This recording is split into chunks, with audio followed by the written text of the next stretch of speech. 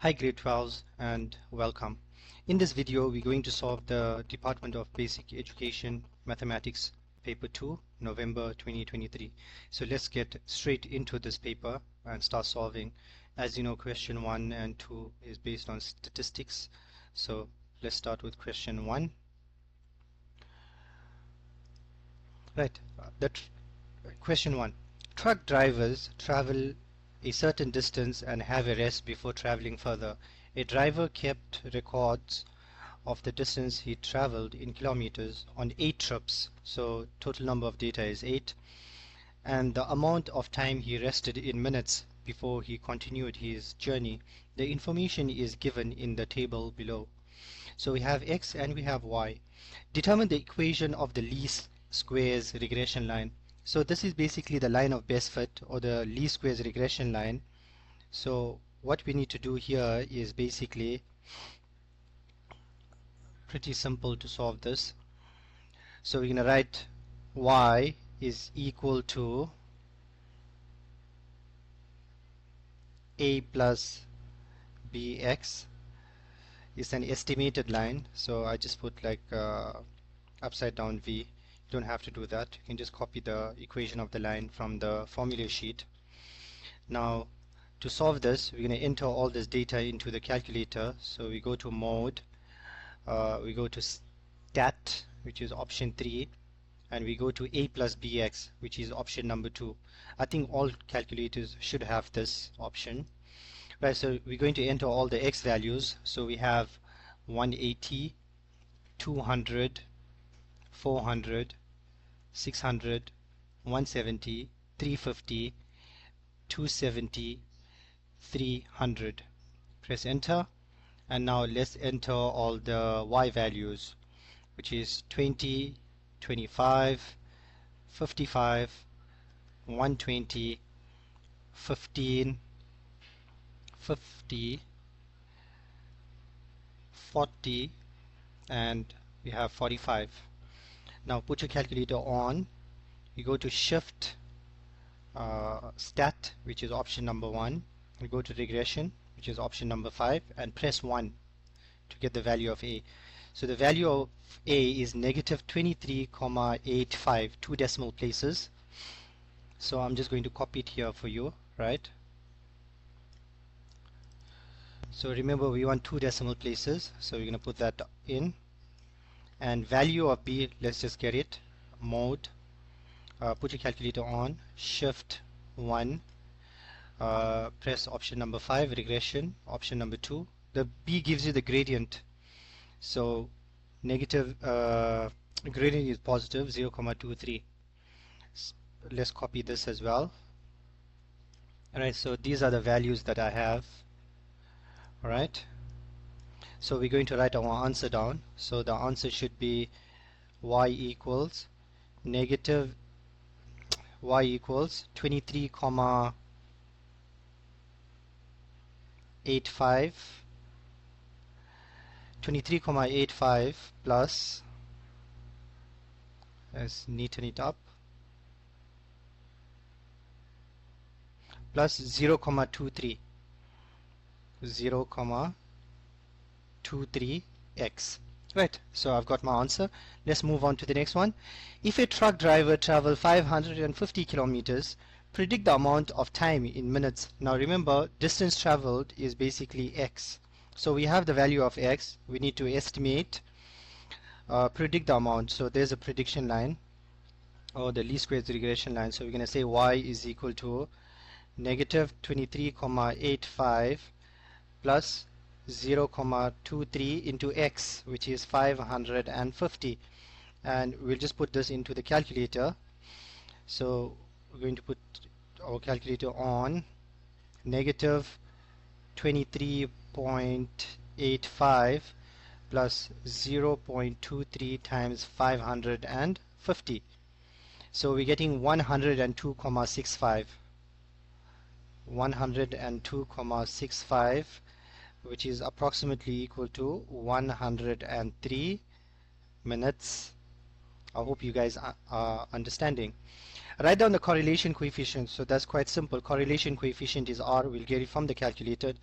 Guys, there's formulas that you use for A and B, which I recommend don't do it. Just use a calculator because you get full marks for that. So shift 1, regress, go to option number 5 and press option number 3 for R, correlation coefficient. The answer is 0.98. So let me just copy this and put it down for you so you know what to do. You need to be in the stats mode.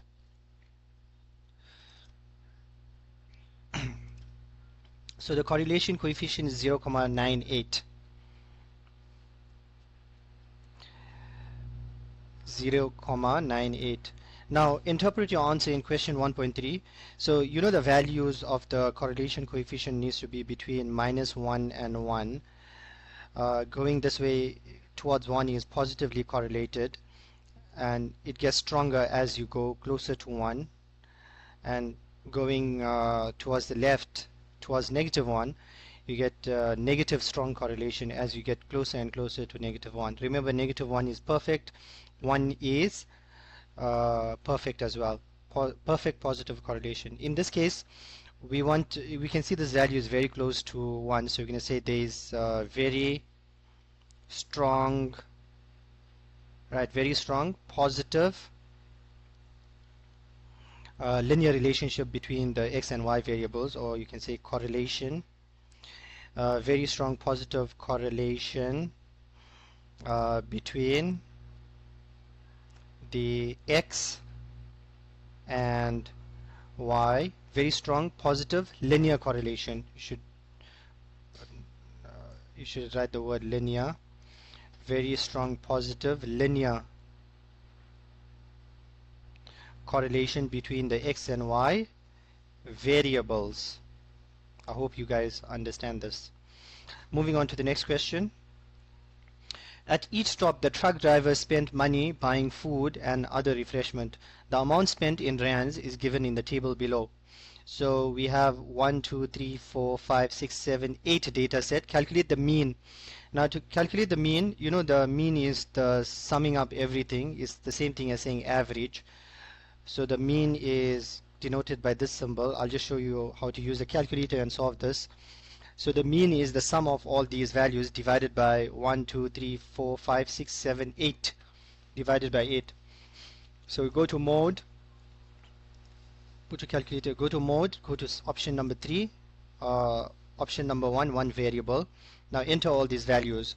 So 100, press equals, 150, press equals, 130, 250, 180, 200, and 190. Okay, so we got 8 data set. Put your calculator on, go to shift stat, go to the stats mode and press option number 4, and see option number 2 has x bar mean, and option number 3 is standard deviation, and n is the number of data. So we entered 8 data sets, so we're going to press option number 2 and we will get the mean, which is 150. So the mean is 150. Right, so that is done. Just going back, let me copy this for you so you know what we're looking for. We're looking for x bar, x with a line on top. So this is the mean. Now calculate the standard deviation. As I explained, to calculate the standard deviation, we're going to use the calculator again. Go to mode, put your calculator on, go to shift 1, go to option number 4, and standard deviation is option number 3. So 50,50, rounding off to 2 decimal places, alright? And that's the full. Let me just copy it for you. Right, so the standard deviation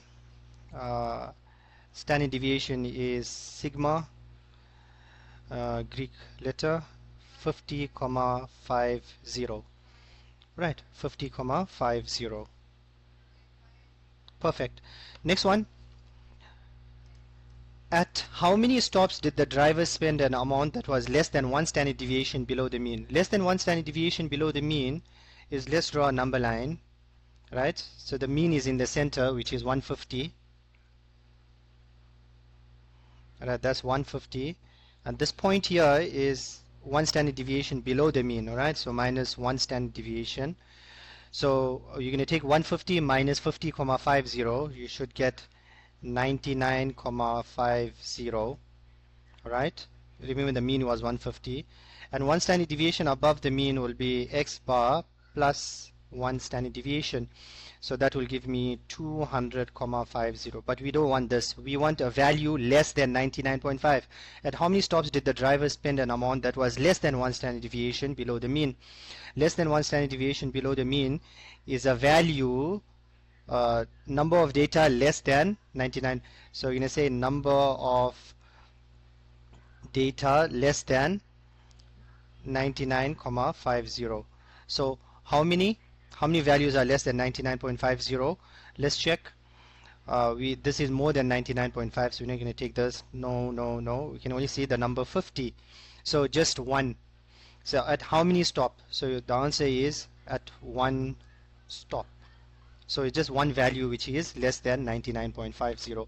If they say how many of the data values are within one standard deviation of the mean, so you need to look at between 99.50 and 200.50. So within one standard deviation of the mean, between 99.5, right? So you will get 100, 1, 2, 3, 4, 5, 6. Actually all the data values are within one standard deviation of the mean.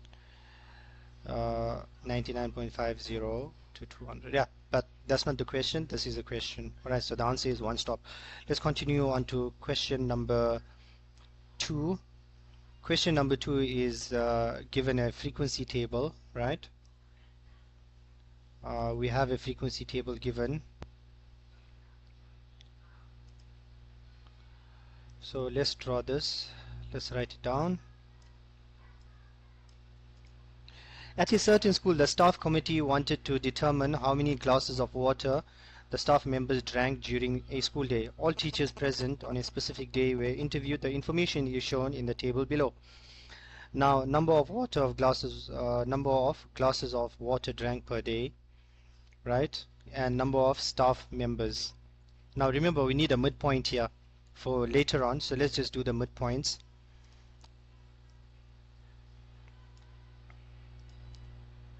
Because maybe you need to find the mean and stuff.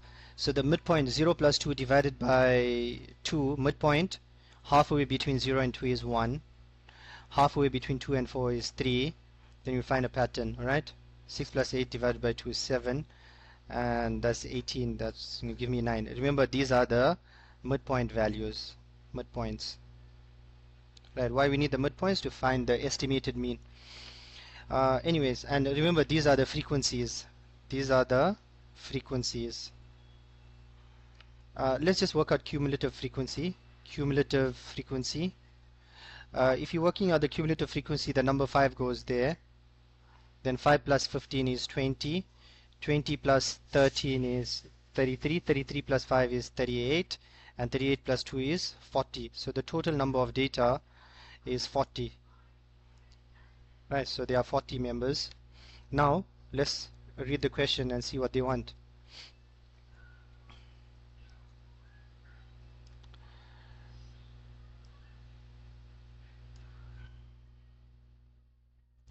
Right, so there is a special answer booklet to complete the frequency column. Complete the cumulative frequency column provided in the answer book. So cumulative frequency, right? So cumulative frequency, I just completed it now. Right, so this is a cumulative frequency. You're going to put 5, 20, 33, 38 and 40. So we can say that's the answer there. Moving on to the next question. How many staff members were interviewed? That's quite simple. So I'm just going to take both the questions. Right. How many staff members were interviewed? So we know there's in total 40 staff members. So we're going to write 40. How many staff members drank fewer than 6 glasses of water during a school day? Fewer than 6 is these values. Fewer than 6 is going to be 13, 15 and 5. So 13, 15 and 5, right? So I think if you add up 5 plus 15 plus 33, Lucky they didn't ask for a probability. If they ask for a probability, then you have to take it out of 40. How many staff members drank fewer than 6 glasses of water during? So we're going to say 33. Alright? And how do we get 33? We're summing up 5, 15 and 5, 15 and 13. 5 plus 15 plus 13. So 33 staff members. Okay?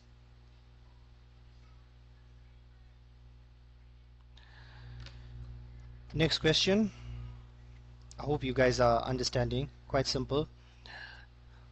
Question 2.4. Let's see what do they want here. We have to read the entire story. Now, the staff committee observed that K teachers were absent on the day of the interview. So K teachers were absent, so we need to add K back. Alright, it was found that half of these K teachers, so wait, I need the original diagram here.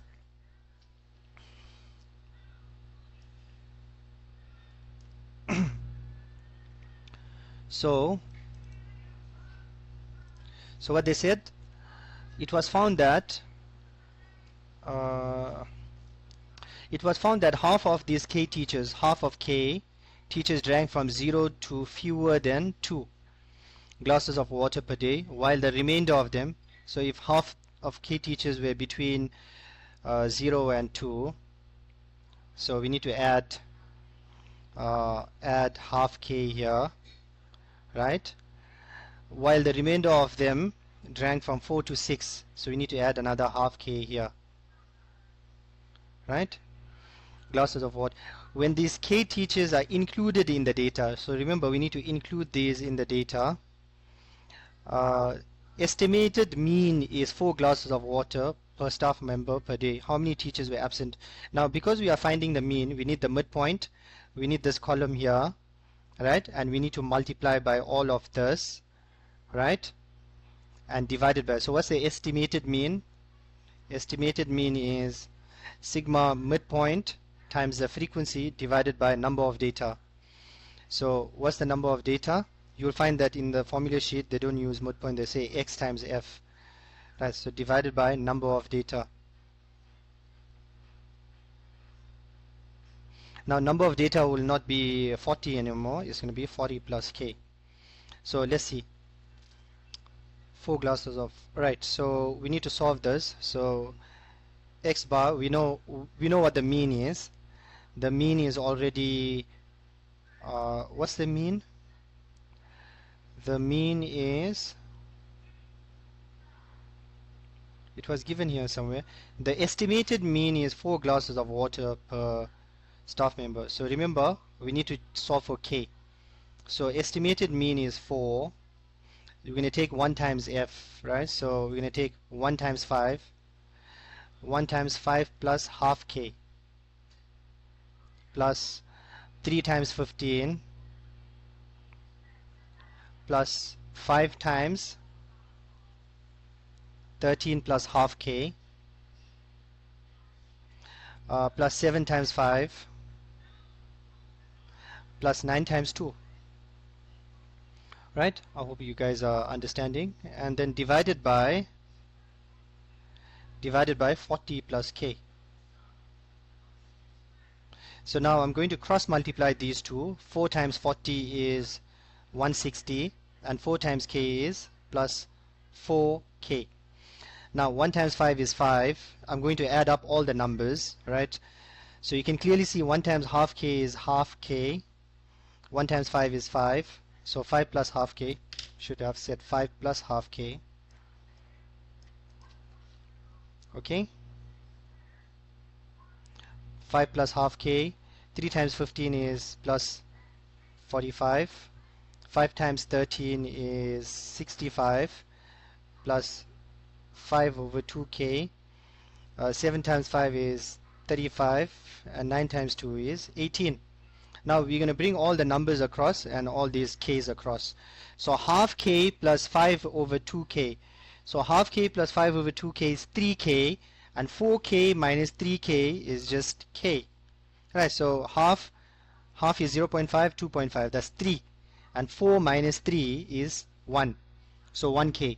And now we're going to add up all these numbers and subtract 160, and you see we'll get the answer. So go to mode 1, we don't need the stats function anymore. So if we add up all these numbers, 5 plus 45 is 50, so 50 plus 65 plus 35 plus 18.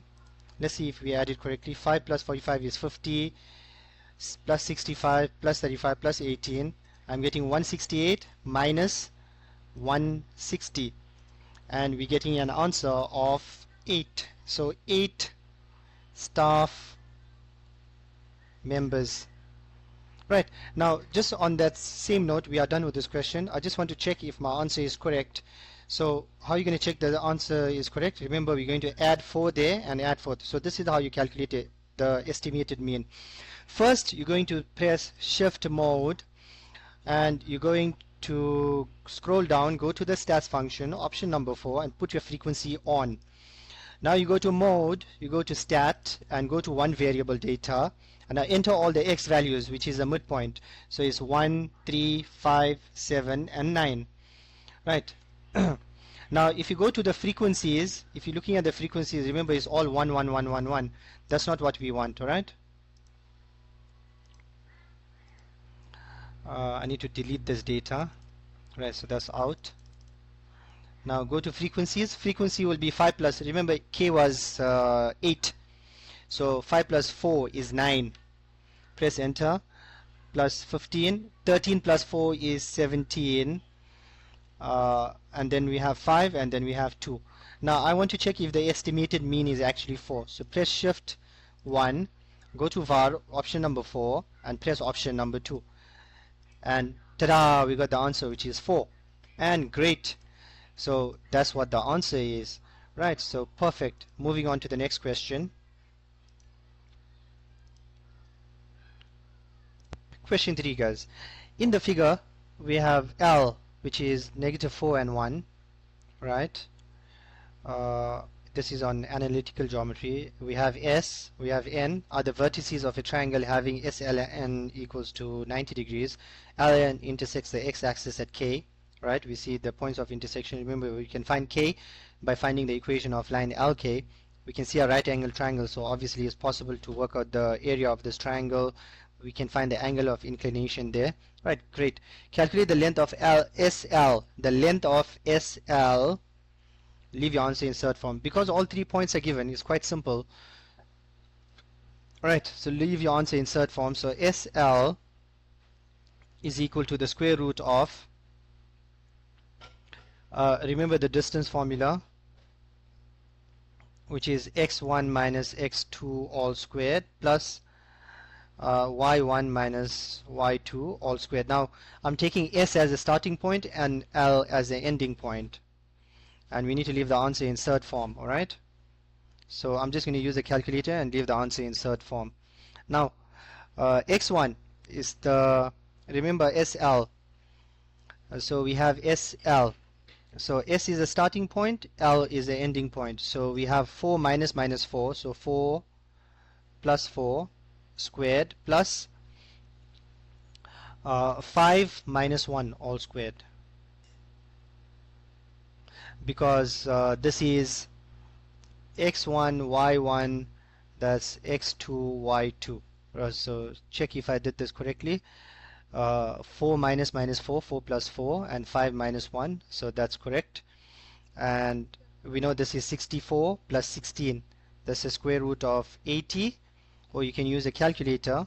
Square root of 80, you can see on the calculator, is going to give you 80 is 16 times 5, so you're going to get 4 root 5 on the calculator.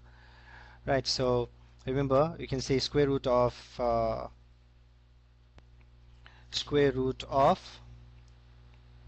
just type this out. What we're saying, 4 minus minus 4, which is plus 4 squared, plus 5 minus 1 squared, and we get 4 root 5. Perfect. So that's your answer in insert form. So we know what the distance of SL is. It's 4 root 5. Calculate the gradient of Sn. So you know what the gradient formula is. Gradient is equal to y2 minus y1 over x2 minus x1. So what's y2? Sn. So S is my starting point, N is my ending point. So I'm going to call this x2, y2 here. So y2 minus y1, so minus 3 minus 5. And we expect the gradient to be positive. So we got minus 3 minus 5 over minus 2 minus 4. Right, so what we're getting here is negative 8 over negative 6, which is 4 over 3. So we know the gradient of Sn is 4 over 3. Calculate theta, the angle of inclination of Sn. Now to calculate theta, we need to say tan theta is equal to 4 over 3. So theta equals tan inverse 4 over 3. So let's see what answer we get. Shift tan 4 over 3. And we get an answer which is equal to 53,13 degrees. Right, so that angle is 53,13 degrees. I hope you guys are understanding. Moving on to question 3.3. Actually 3.4. See what this one here says. Calculate the size of LNS. And it's 3 marks. LNS. Right, so we want to calculate the angle. So let's copy this diagram because I need to explain this to you. Right, so what we want to do is calculate the size of angle N. Now to calculate the size of angle N, we can see there are two vertices that are meeting up here. One here and one there. So we usually just say to calculate the size of LNS is big angle minus small angle. LNS, we usually take the big angle minus the small angle. Now what's the big angle, what's the small angle? Remember, see this line here, this yellow line is meeting at a vertex. We find another angle of inclination beta here. So let's say tan beta. First we need to find the gradient of LK. Gradient of LK is now going to give me what's y2 minus y1? LK, so k is my final point. Y2 is minus 3. Let's write here x1 y1 x2 y2. So minus 3 minus 1 over minus 2 minus minus 4. So plus 4. And we expect the gradient to be negative. So we're getting minus 4 over 2, which is equal to negative 2.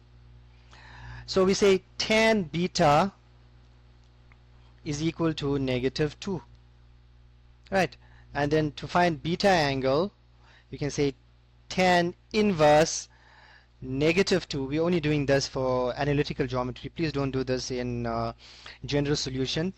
And we're going to add it to 180 because this angle will end up being negative.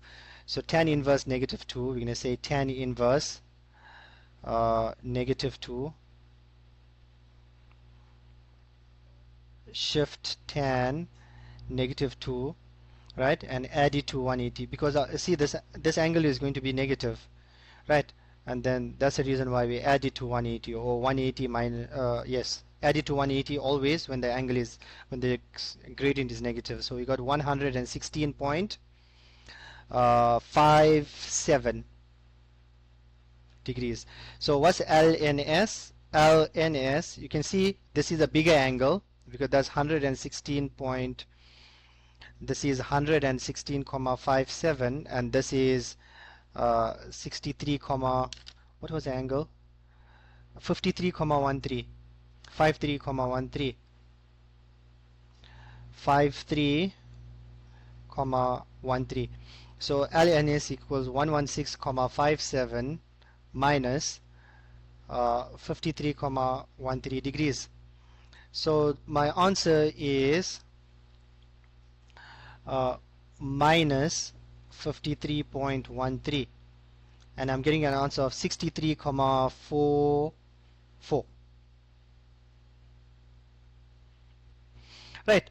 There is another method where you can remember we found this distance, which is 2√5. You can find the distance here and use tan, opposite over adjacent, because tan of angle n.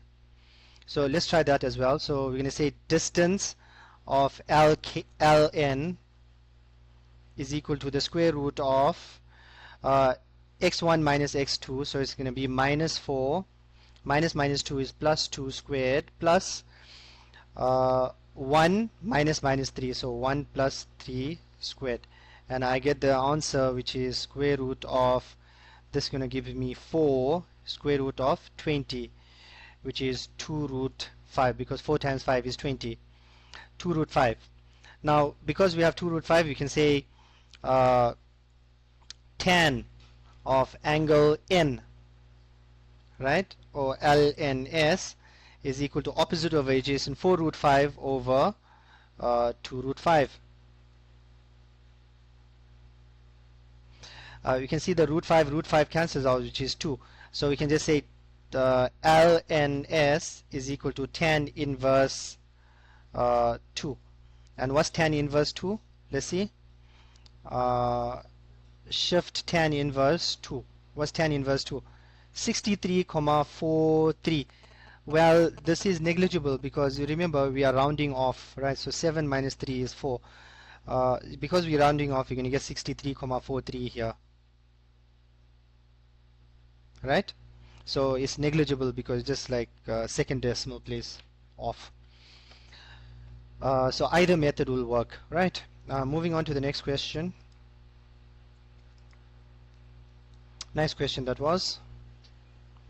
3.5. Question 3.5.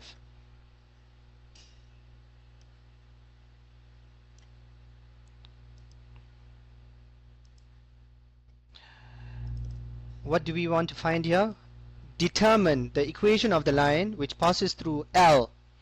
It passes through L and is parallel to Sn.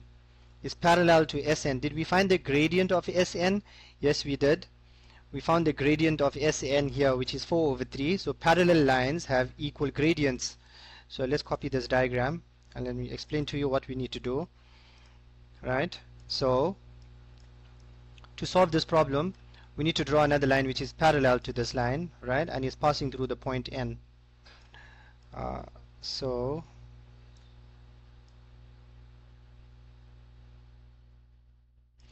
this should suffice.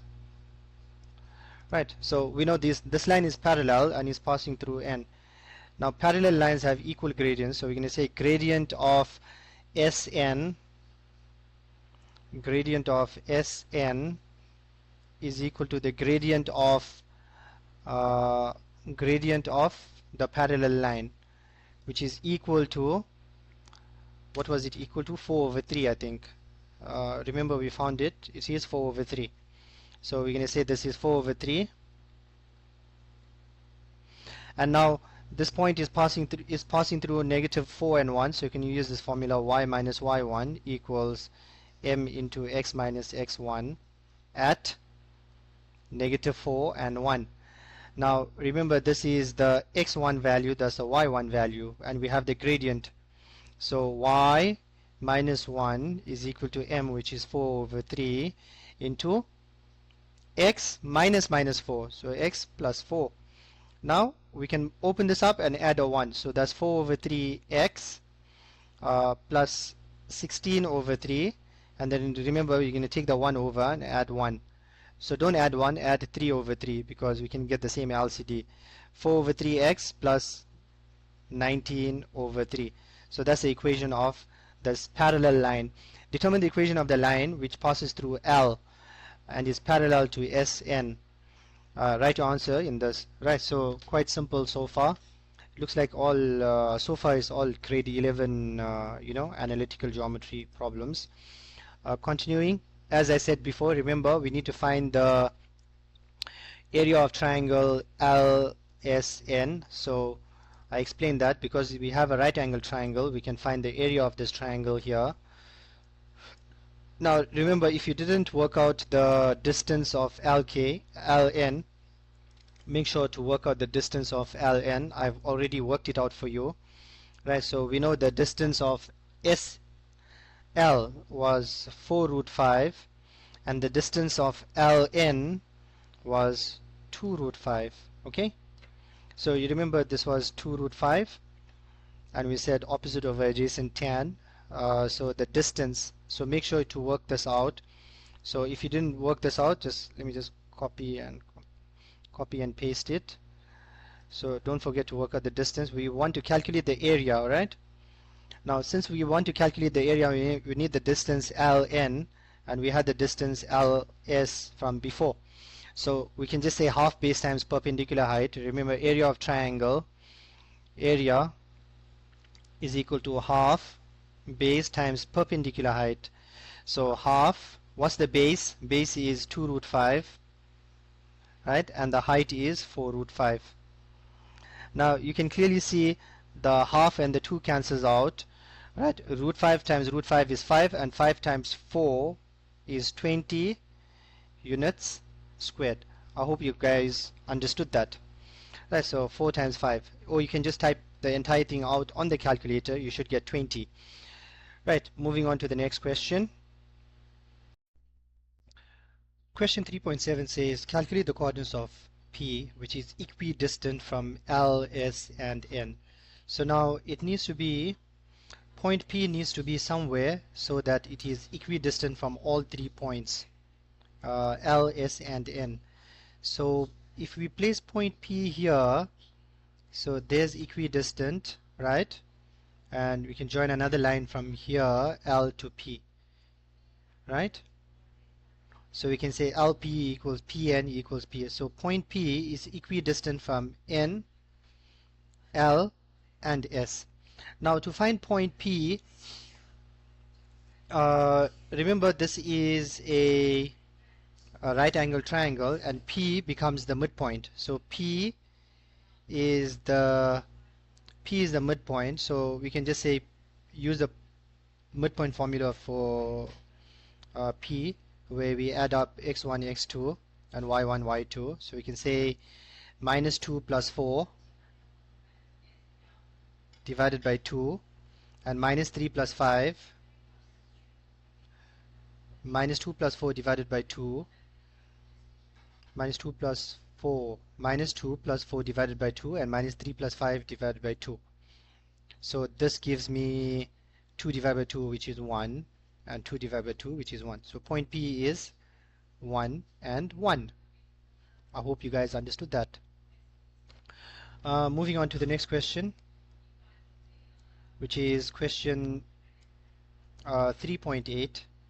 Calculate the size of LPS. To calculate the size of LPS, quite simple, because we can use an exterior angle of a triangle. Remember, we calculated angle N already, and angle N was 63,43. This is more accurate, but it's fine if you use 63,44. So 63,43.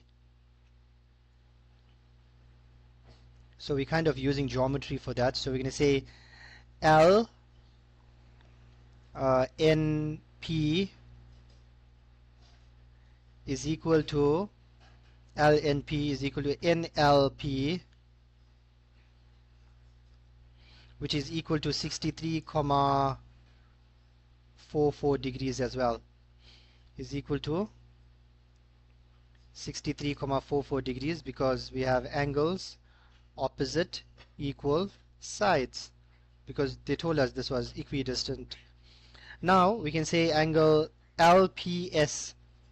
When you calculate the size of angle LPS, so angle LPS will now be equal to 63,44 times 2. So you should get, what's 63.44 times 2? Let's see. 63.44 times 2. So you will get 126,88. Right, so I hope you guys understood that. Moving on to the next question. Question 4. In the diagram, the circle with center O has equation x squared plus y squared is equal to 20, and G, which is T0, is the center of the circle. Right, so that's given center O has the equation. So the equation of this circle, the smaller circle, is x squared plus y squared is equal to 20. The T0 is the center of the larger circle. A common tangent touches the circle at D and F. Right, so we know tangent is perpendicular to radius. Right, so we know that is 90, such that D is P minus 2. Such that coordinates of D is P and minus 2. See, they don't have all the information on the diagram. So this is P and negative 2. So negative 2 is the y value, right?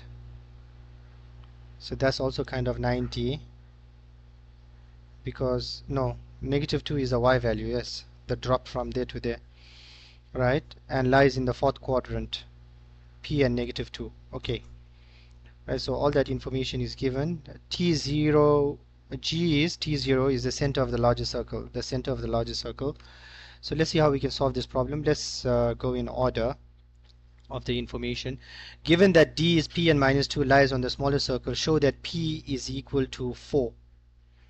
How can we show that P is equal to 4? How can we show that the value of P is 4?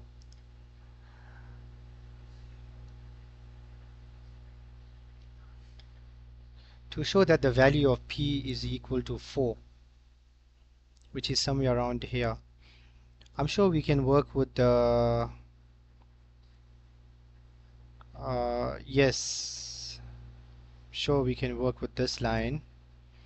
P is minus 2. Are we missing any information around here? Lies in the fourth quadrant. Okay, so if this is minus 2, we have a radius, so we can be given.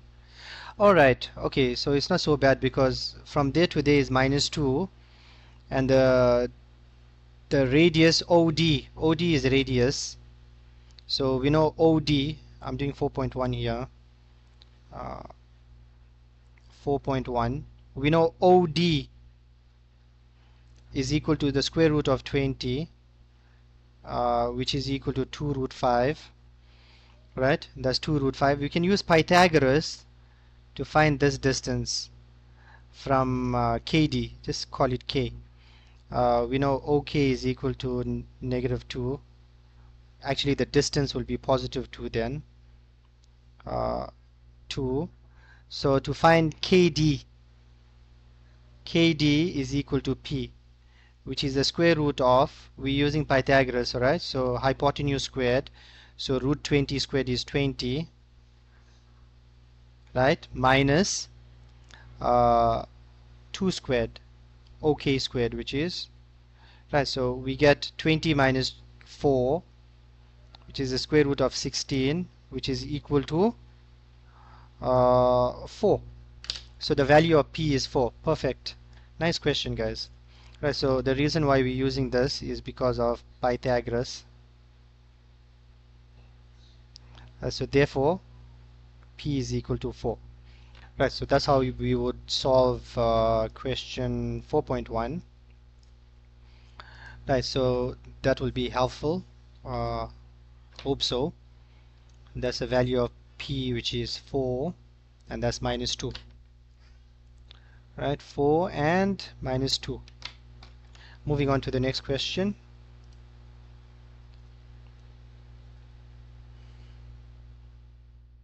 Looking at 4.2. Okay, this is nice because what they told us is a midpoint. So in question 4.2 they told us that E is the midpoint of DF. If E is the midpoint of DF, determine the coordinates of F. That's nice because that's midpoint, right? So coordinates of F can be A and B. So if you think about what we need to find here, remember D is D, this is E, and that is F. F is A comma B, E is 6 and 2, and D is 4 and minus 2. We just found that, right? So even if you couldn't find the coordinates of this, just take the value of P to be 4. You can still solve this problem. So remember, midpoint is the formula is given. So to calculate A, which is, we're going to say A plus 4, add the endpoints, divide by 2, and make it equal to the midpoint x value. 6 times 2 is 12, minus 4 is 8. 12 minus 4 is 8. And to calculate B, you're going to say B minus 2, divided by 2 is equal to 2. 2 times 2 is 4. 4 plus 2 is 6. So the value of B is 6. So therefore the coordinates of F, therefore F is 8 and 6. Right. Moving on to the next question.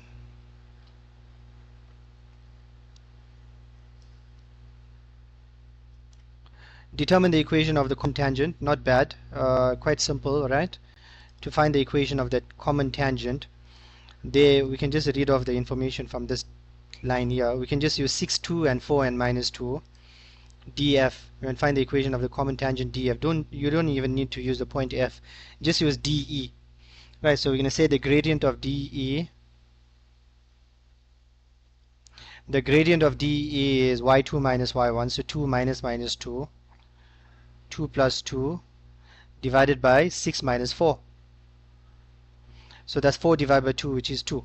So the gradient is 2. We're going to use y minus y1 equals m into x minus x1 at the point D, which is 4 and minus 2.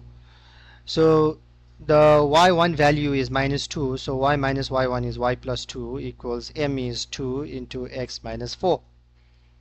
And what do we have here? We have 2x minus 8 and minus the 2. So therefore y is now equal to 2x minus 10. I hope you guys understood that. So we wrote it in the form y equals mx plus c. We can see this line is intersecting way down here, so that will be minus 10, the y-intercept, and it's a positive slope going upwards. Let me just check if the gradient is right. So we took 2 minus minus 2, which is 4. 6 minus 4 is 2. So we have 4 divided by 2, which is 2. So 2x minus 8 minus 2, yeah, so that should be fine. 4.4, calculate the value of t, show all working. Only 3 marks, so I don't think we have to think so much about the problem. How are we going to calculate the value of t? To calculate the value of t,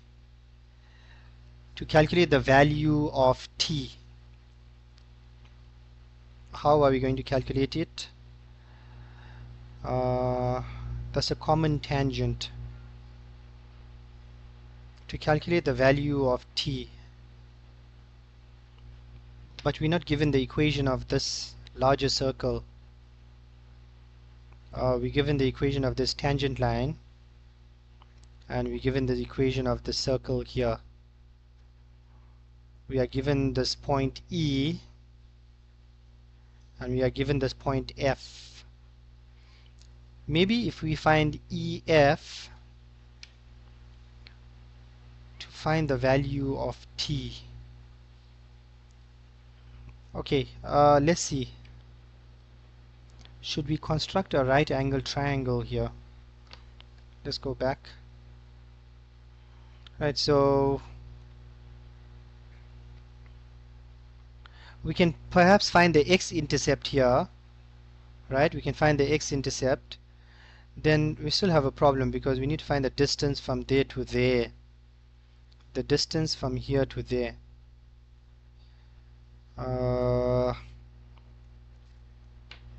How are we going to calculate it? Okay, we have to try some method, right, from there. And I'm just trying to draw a line from Will that help me to calculate the coordinates of T? Is the center of the larger circle. Common tangent touches D and F. Radius is perpendicular to tangent.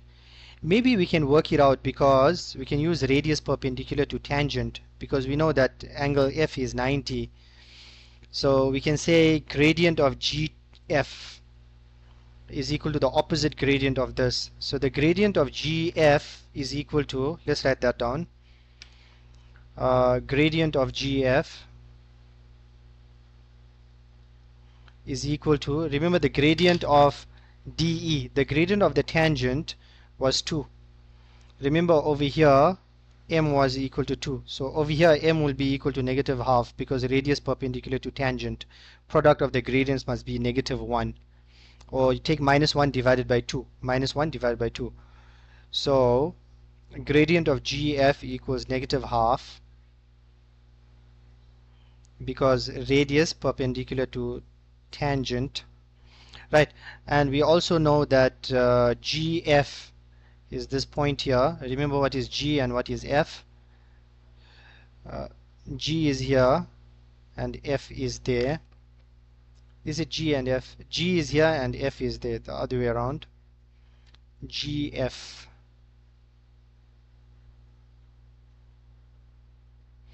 So we have G here and we have F there, but we know the coordinates of F.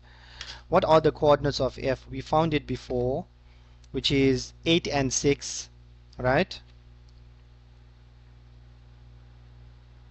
And the coordinates of G is T and 0. So now we're going to find gradient of GF in another representation, which is y2 minus y1 over x2 minus x1. So 6 minus 0. Let's do it the other way around. Don't say 6 minus 0. Let's say 0 minus 6. Okay, it's fine. 6 minus 0 over 8 minus t. Now we can equate both, which is equal to negative half because both are gradient of GF. And we can now cross multiply. So we're going to say negative 1 into 8 minus t is equal to 2 times 6, which is 12. So we got negative 8 plus t is equal to 12. And 12 plus 8 is 20. So the coordinates of t is, the value of t is 20. I hope you guys understood that, right? Moving on to the next question, which is 4.5.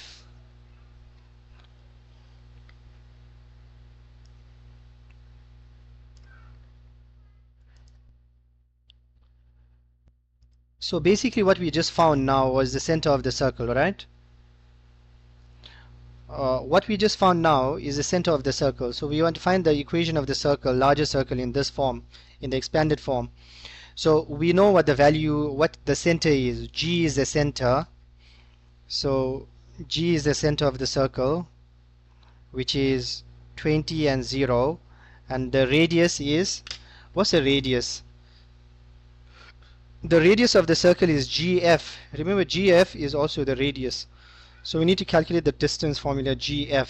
Remember, GF, T is 20.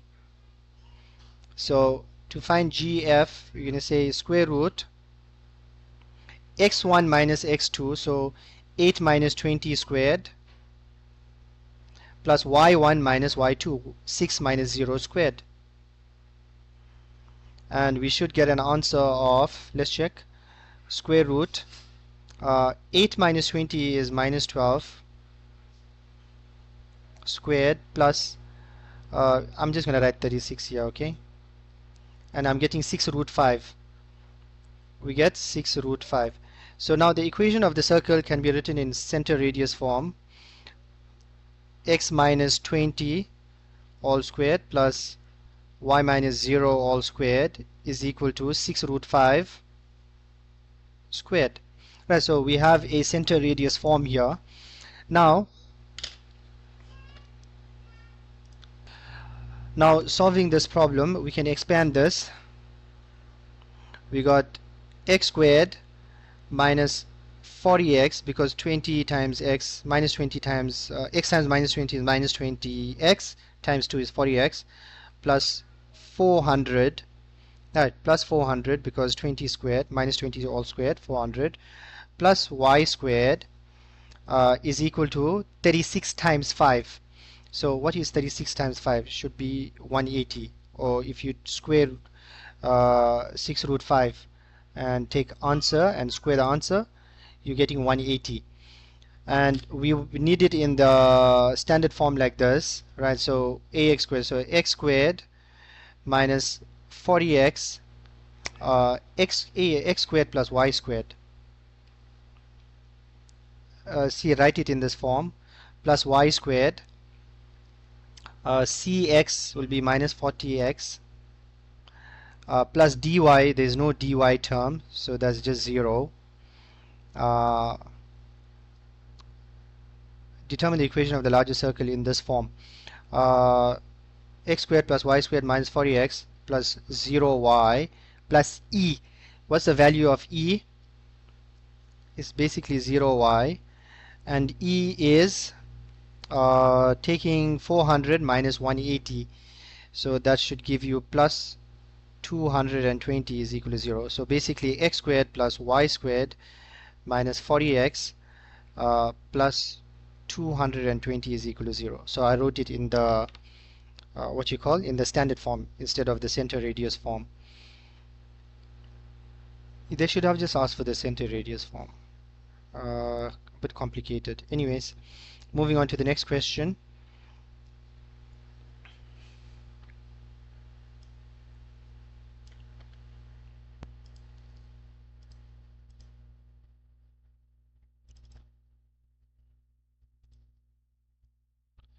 So what we have, the smaller circle must be translated by k units along the x-axis.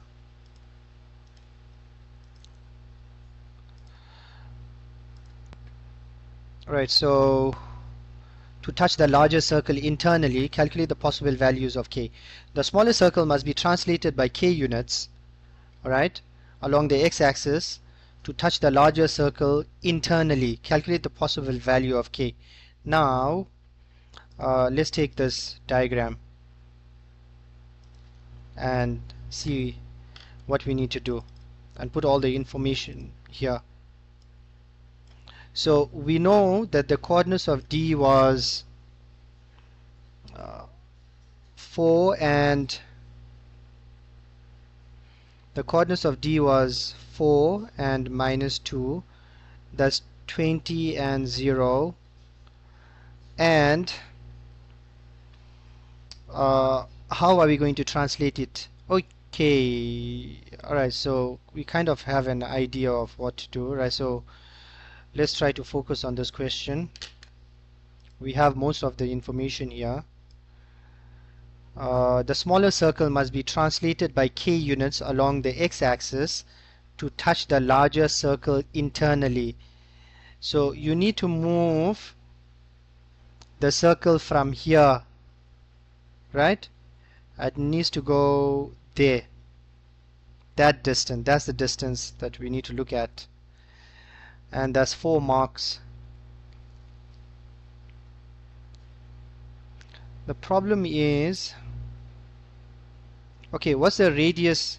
Remember, this is a radius, that's a radius, and that's the radius of the larger circle. So if the smaller circle touches internally, so basically what we need to do is, let me just try to visualize this. What's the internal touch? I want to look at the movements, right?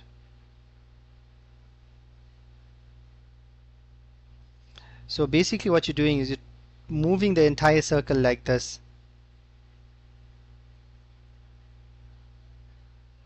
Right? The smaller circle must be translated by k units along the x-axis to touch the larger circle internally. Now the circle touches internally on the x-axis right here, this point here. So I'm right, we have to move. Look at the movement. You kind of need to move it from that end point to this point here on the inside of the circle. So it makes sense to find the it makes sense to find the x-intercepts of the smaller circle here. So we got x squared plus y squared is equal to 20. X-intercepts, right, what's the x-intercept? Making y 0, so you got x squared is equal to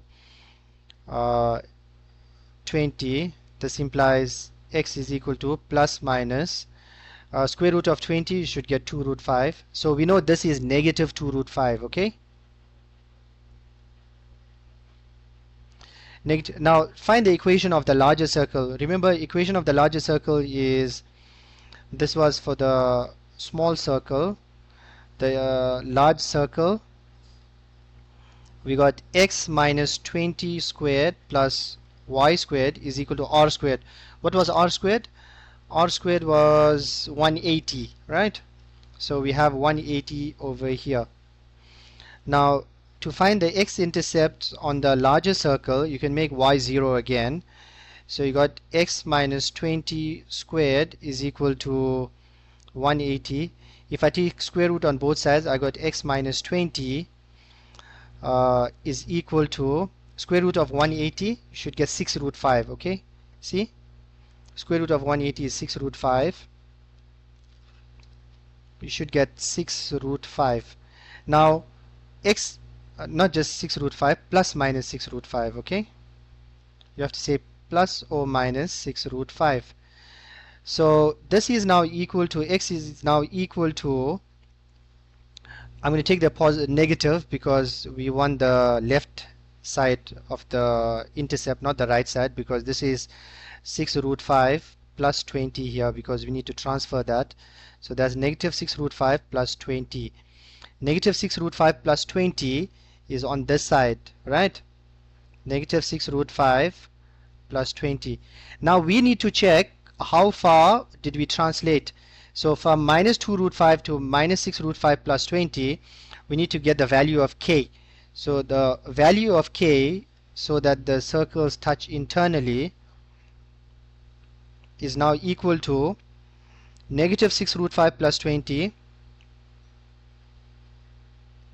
negative 6 root 5 plus 20, which is negative 6 root 5 plus 20 minus 2 root 5, right? So I've got, that should be plus 2 root 5 minus 6 root 5, so that's minus 4 root 5 plus 20. So there's an internal touch. Now we have the other option, because they said find the possible values of k. There's only one value, that's a lower end value of the k, the lower value of k, alright? Now the upper value of k is the positive ones, right?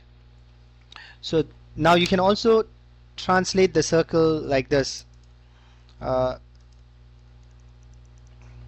Let's draw a circle here. 1 second. Just copy the same circle, right? And you see you have another option. Let's take the circle in red. Let's change the color of this, make it red. Now let's move this circle here, right? Now you also have another option of translating this circle from here to there, right?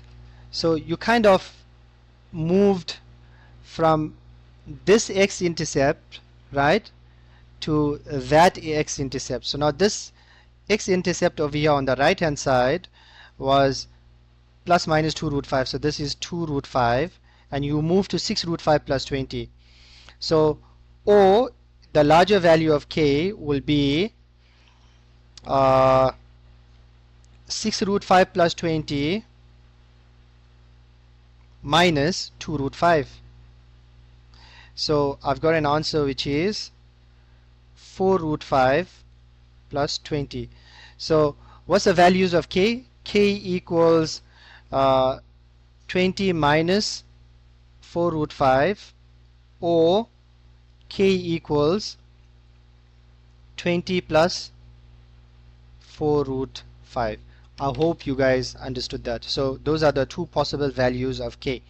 So we can translate from there right up to there. Yeah, so I hope you guys understood this, and if you have different methods, please don't forget to comment in the comment section below. Now moving on to the next question, which is question number 5 of trigonometry. We have sine beta, which is 1/3, where beta is an element from 90 to 270. So if we draw the diagram for this, right, it's a cast diagram problem. So let's draw the diagram. We have cast. So we can only go from 90 to 270, right? So it's second or third quadrant, and sine is positive in the second quadrant. So we draw our diagram in the second quadrant, okay?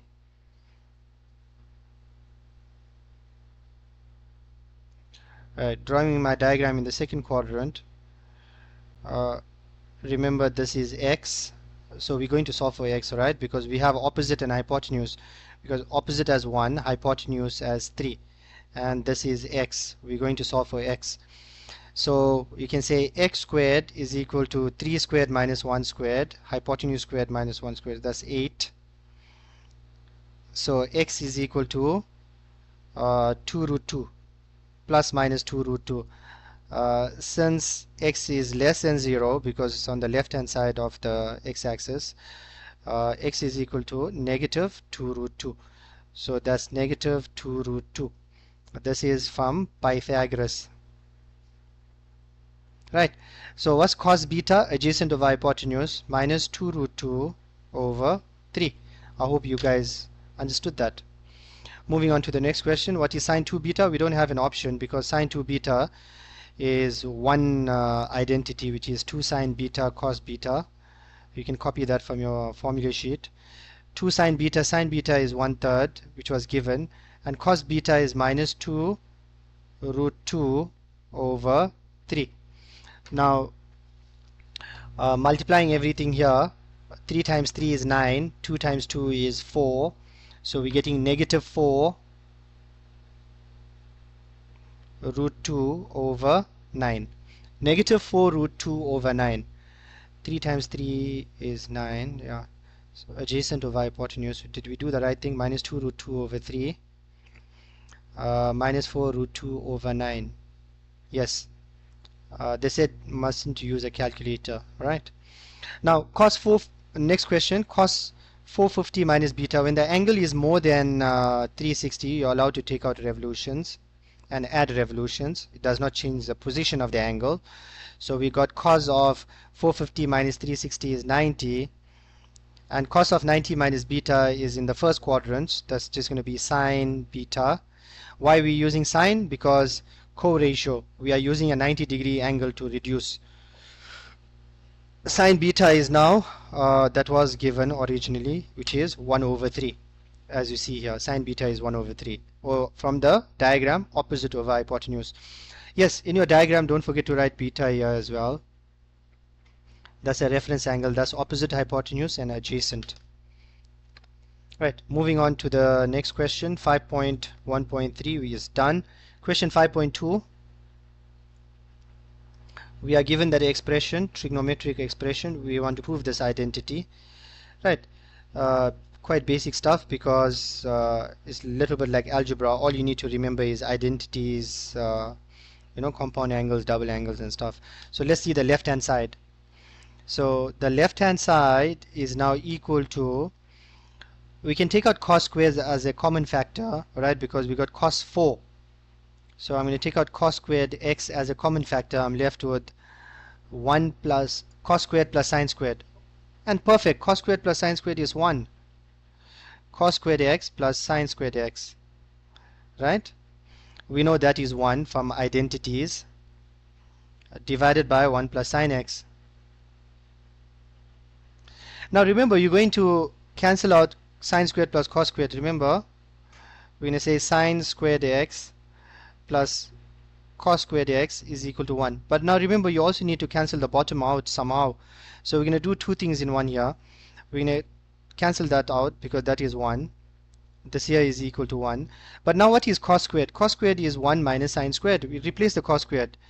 1 minus sine squared x over 1 plus sine x, right? And what is 1 minus sine squared x? Aha, we're getting somewhere, right? So that is difference of two squares, which is 1 plus sine x into 1 minus sine x and divided by 1 plus sine x. And now what we see is that 1 plus sine x cancels out, and my left hand side is now equal to right hand side, 1 minus sine x, which is equal to right hand side. Quite simple, guys. Right, moving on to the next question. For which values of x is this undefined? And you must give an answer between in the quadrants, so no need to do general solution here. For which values of x in the interval is this undefined? Undefined means division by 0, so you need to make the denominator equal to 0. So 1 plus sine x is equal to 0, then you get undefined, division by 0. So sine of x is equal to negative 1. When is sine x equal to negative 1?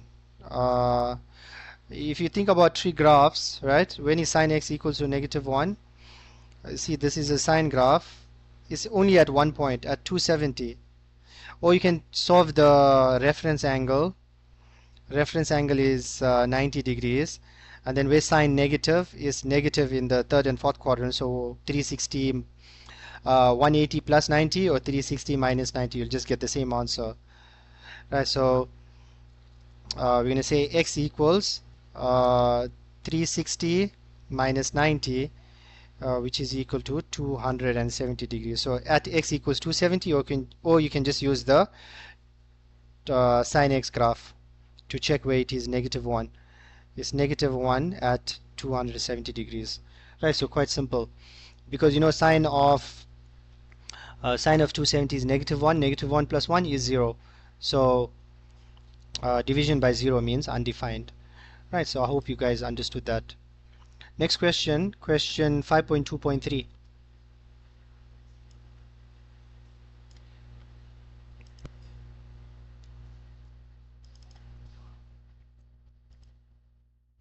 Right, so in question 5.2.3, write down the minimum value of the function defined by. Now we need to write down the minimum value of the function. Now remember, this here is already equal to, from above, 1 minus sine x. Make sure you write the reason from question 5.2.1, proved in question 5.2.1, proved in question 5.2.1. That's what this is. Now we need to write down the minimum value of this. We know that the min value of negative sine x is equal to negative 1, right? Minimum value of negative sine x. But now we are adding 1. So min value of 1 minus sine x is going to be adding 1, minus 1 plus 1, which is 0. So what's the minimum value? Min value of y is basically equal to 0. I hope you guys understood that, because we're shifting the graph 1 unit up. It would have been minus 1, and then 1 unit up you go to 0 minimum value. Maximum value will be 2. Nice question for 2 marks. Moving on to the next question, 5.3.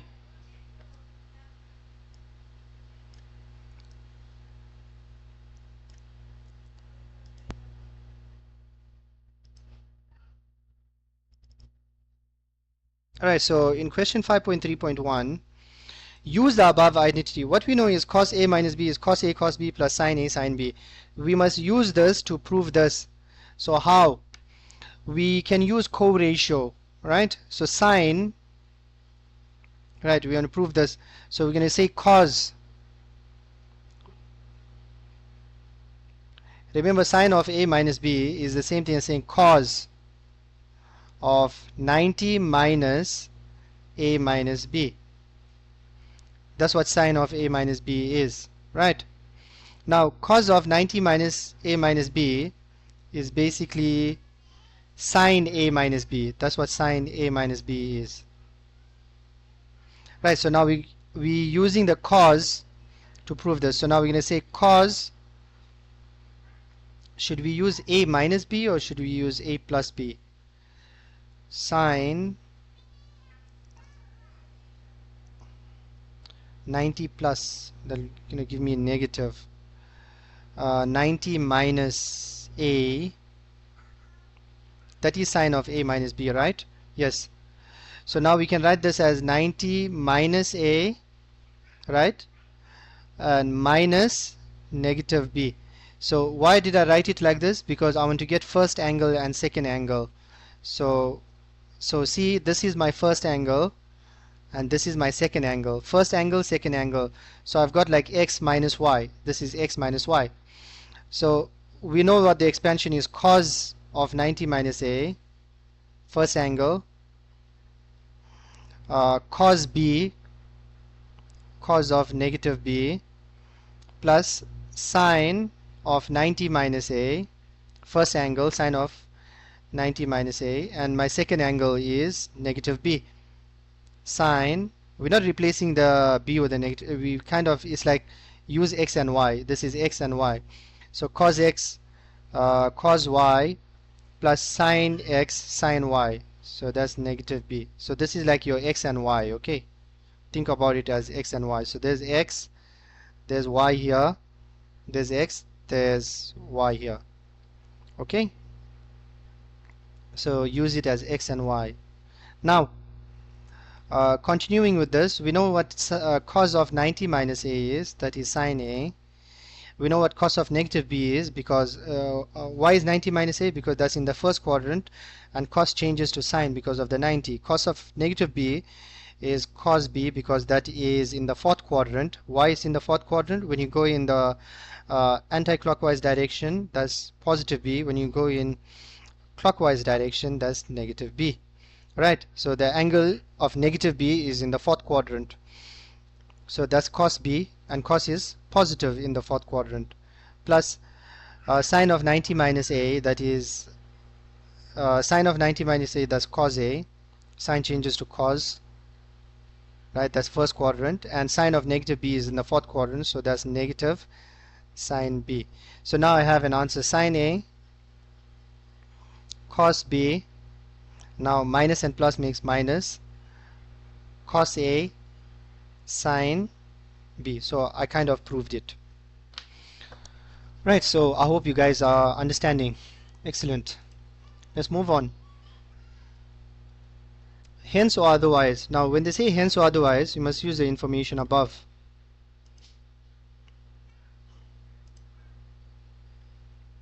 Hence or otherwise. See what they said? Hence or otherwise, determine the general solution of the equation. So we got sine, cos, cos, sine. Right, so we're going to use sine a minus b.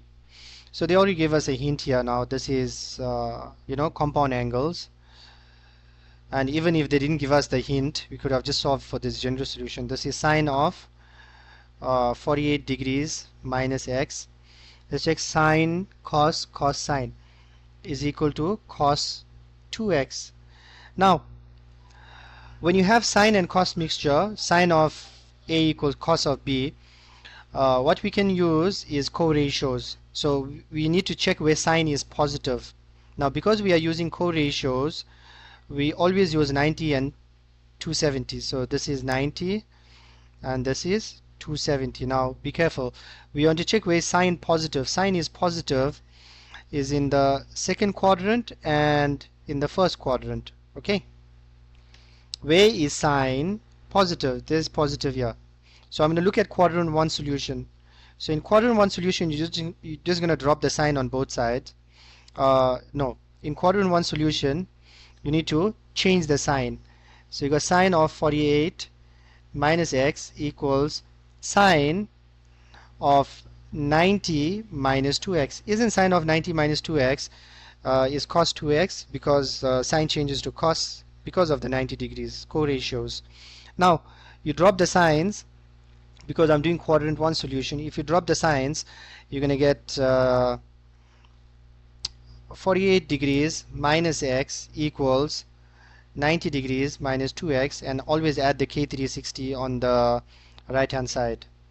Okay, and don't forget to write k is an element of integers. Now we're bringing the x over, so we will get x equals 90 minus 48. What's 90 minus 48?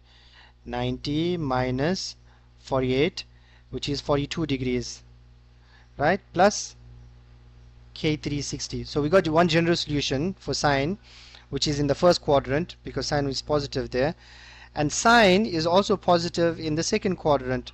So we're going to write sine of 48 degrees minus x equals sine of 90 plus 2x. Right, so why did we use 90 plus 2x? Because sine is positive in the second quadrant and sine changes to cos, so it's perfectly fine. Now we drop the sign on both sides, so we got 48 degrees minus x equals 90 degrees plus 2x plus k360, and that is k is an element of z already written, so this is negative 3x, right, that's negative 3x. 90 minus 48 again is 42 plus k360. Now the answer for x is now 42 divided by 3. You should get 14 degrees, negative 14 because dividing by negative 3, negative k120 because we're dividing 360 by negative 3. So that's your final answer. I hope you guys understand. You can put the negative as positive because k is an element of integers, but it's fine, leave it like this. So these are my two general solution, quadrant 1 and quadrant 2 general solution.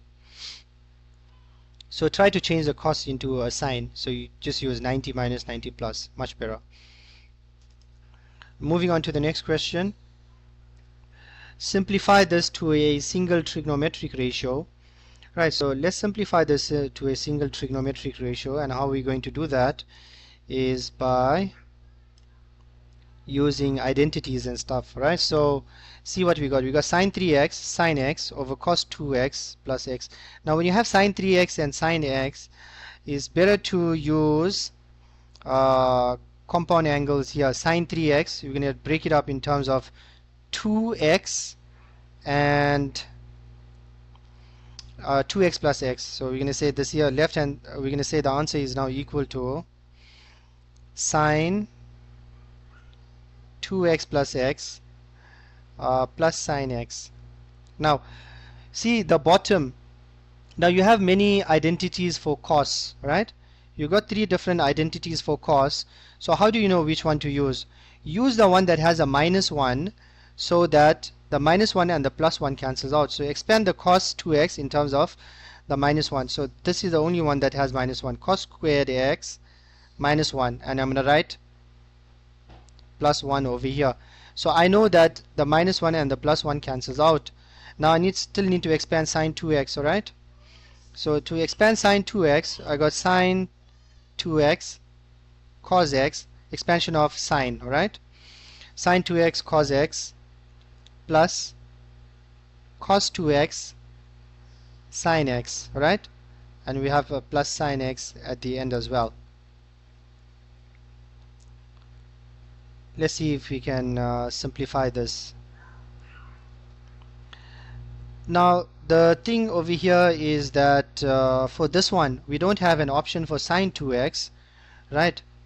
So divided by 2 cos squared x, alright? That's fine. Now we don't have an option for sine 2x because that's a double angle and there's only one double angle for sine. So we're going to write 2 sine x cos x times cos x. So I expanded the sine 2x into that, plus I'm going to leave the cos 2x as is, and I'm going to take out sine x as a common factor. Should we take out sine x as a common factor? I'm just thinking about it. Okay, let's take out sine x as a common factor for now, right? So we're going to take out sine x as a common factor, and we're left with cos 2x, right, plus 1. Perfect. That's nice because we can expand the same thing like what we did on the denominator above. Alright, so that's what we have. Now 2 sine x cos x times cos x is 2 sine x cos squared x, 2 sine x cos squared x, that's what I have, plus sine x, and if you expand this, that's 2 cos squared x minus 1 and then plus 1. Right, so there's my expansion here. I expanded that, and yeah, now that's not a cancellation, that's an expansion. Right, so 1 second. Right, let's use a nice color here. Remember, the denominator, we're just keeping it the same. So what do we have so far? Okay, let's take this out. Right, change the color of this because we replaced this. Alright, change it to red. Okay, we replaced that. We also replaced this. Let's change that into a red. Alright, and well, that one is already replaced, so let's change it to a different color, green. Let's take this out, the highlight. Right, so minus 1 plus 1 cancelled out there. Right, so now we are here. As we can see, the minus 1 and the plus 1 also cancels out here. So what we left with 2 sine x cos squared x and 2 sine x cos squared x. So we are left with 4 sine x. Okay, let me simplify and do it in another step. So we left with 2 sine x cos squared x, right, plus 2 sine x cos squared x, because remember we just left with that part to multiply with the sine, divided by 2 cos squared x. Now you don't need to factorize because you have like terms. So what you have is 4 sine x cos squared x divided by 2 cos squared x. Okay, so now what we see is that cos squared x cancels out. 4 divided by 2 is 2, and we left with 2 sine x. So I hope you guys understood that and you were following. If you have different methods, please don't forget to comment in the comment section below. Moving on to the next question. Right, so now what we have is trig graphs.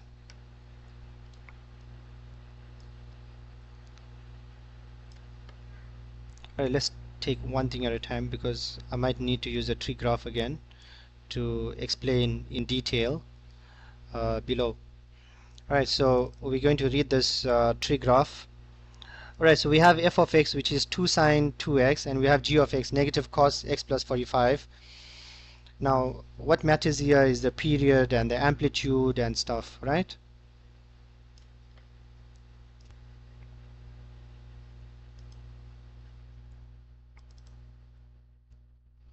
Right, so if you observe closely, we have the graph of f of x, which is 2 sine 2x, so the amplitude is 2, and it's nice because everything is drawn for us. There's no need to draw. Right, so, and that's negative cos x plus 45 are drawn in the interval 0 to 180. The coordinates of A is 105 degrees and negative 1. Right, so coordinates of A is 105 degrees and negative 1. So I'm just gonna draw a broken line here to show that 105 is somewhere around here. Okay, nice. Now let's understand what we need to do here.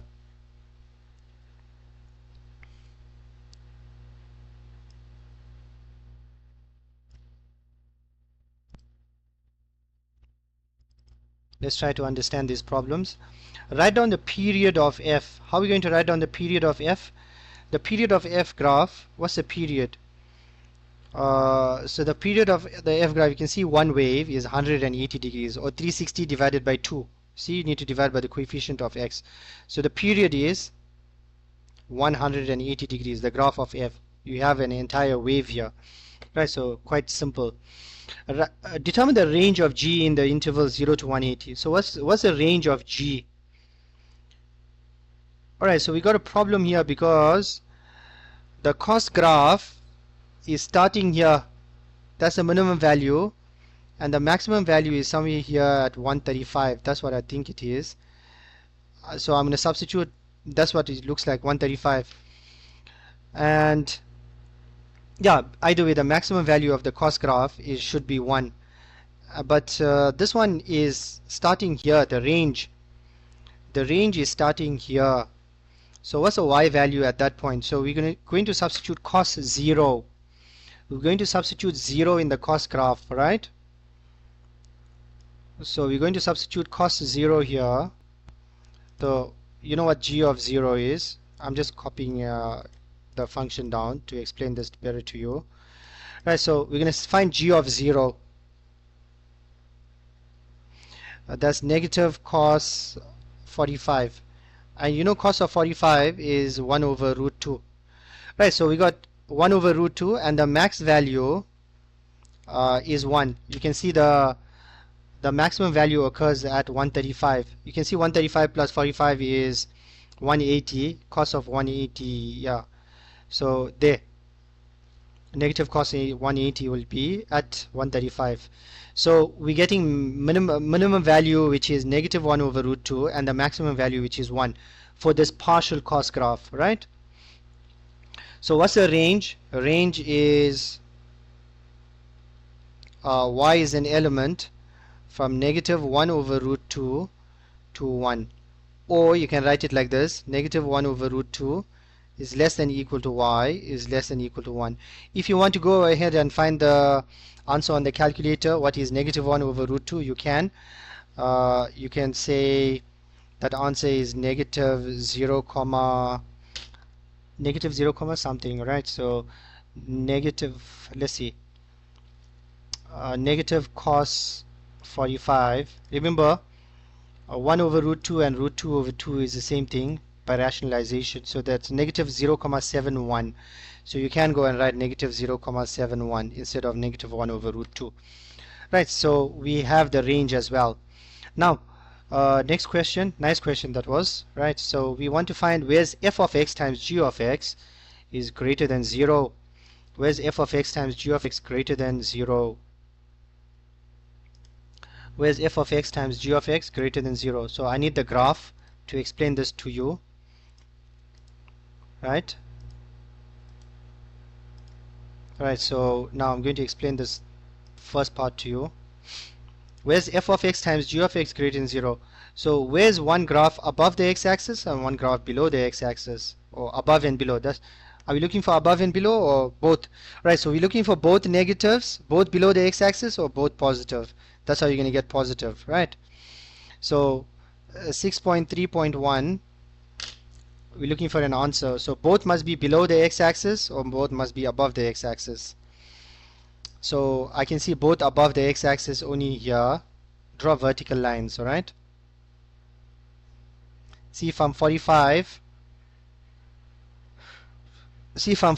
to 90, both the graphs are above. And we don't have a case of both below the x-axis, alright? We only have above. So what's the answer? From 45 to 90. So 45 degrees to 90 degrees. We don't want including, so just from 45 to 90. Is that answer correct? From 45 to 90? Yes, it should, because that's above, this is below, both is above here, that's above and below, right? So now the next question is interesting, 6.3.2, because I'm going to explain it on the same graph, right? Next question is interesting because we want to find where's the graph of f of x, right, less than equal to negative 1. Change it like this. Now what does that mean? Draw a line y equals negative 1. Let's draw a line y equals negative 1. Because f of x less than 0 means below the x-axis, so this is y equals negative 1, right? And where is the f graph below negative 1? There, from minus 105 to this point. Now this graph here looks symmetrical, right? So we need to figure out this point as well, right? So this graph looks symmetrical here. So by symmetry, we can say this point, wait, try to get this line straight. So we can say this graph is by symmetry. That's 105. What's the distance from 90 to 105? That's 15, alright? And obviously that distance must be 15 as well. So 180 minus 15 should give me 165. Let's check. 180 minus 15 should give me 165. So the answer, so this one was quite tricky for 2 marks, right? So remember, each one of them was 2 marks each. So this one was quite tricky, so I'm going to put an asterisk here. So the answer is 105 degrees we can include as well, less than equal to x, less than equal to 165. Why 165? Because that distance is 15 there, right? Same distance we are subtracting here to go back, right? Very nice question. After long I'm seeing this with the with the transformation and translation question. Good question. Let's move on to the next one. Now we have some transformation questions here that we need to work with. So some transformation questions. Right, let's see. Another graph P is defined as P of x equals negative f of x. P of x equals negative f of x, right? Where's the graph of P? Right, so I need to take this. Remember, f of x is 2 sine 2x. So you're kind of reflecting this over the x-axis, right? Because when you reflect over the x-axis, the y value becomes negative. So you're kind of reflecting this graph over the x-axis. So P of x is basically equals to negative 2 sine 2x, right? So now your graph is going to be here. Minimum value is going to still start at 0. It's still going to go through 90 and it's still going to touch 2 there and come back down to 0. So you have a graph which looks like this, right? Right? It's still the sine graph, but it is reflected. Now, D is a point k and minus 1. D is a point k and minus 1 lies on P. K and minus 1 lies on P. Determine the values of k in the interval x is an element from 0 to 180. So from 0 to 180 we need to find those values. Right, since this point lies, so you didn't even need to use this, but good explanation, right? So you need the explanation to understand what we're doing. So k is, right, so there's a point D which is k and negative 1. So negative 1 is here y value.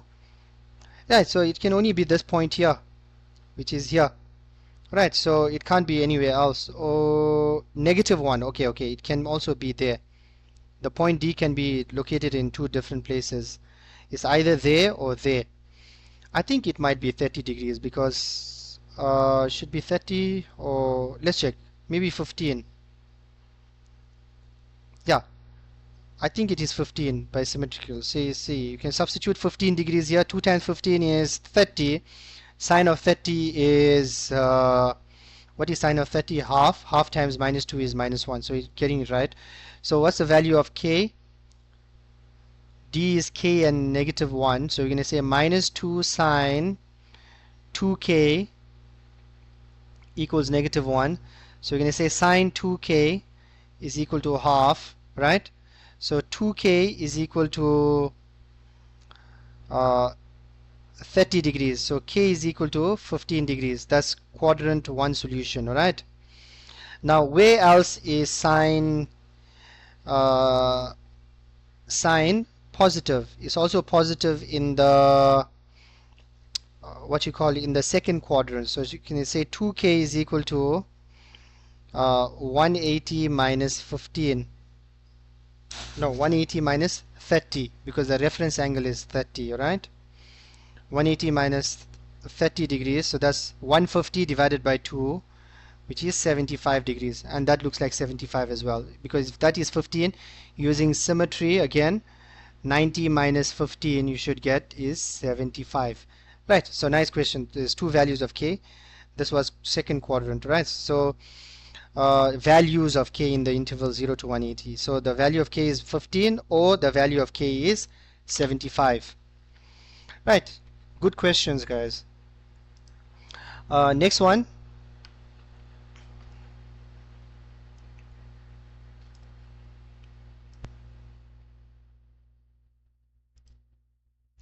Right, so the graph of h is obtained. The graph of h is obtained when g is translated 45 degrees to the left. Determine the equation of h. Write your answer in simplest form. Now we had g of x. Let me just take g of x here.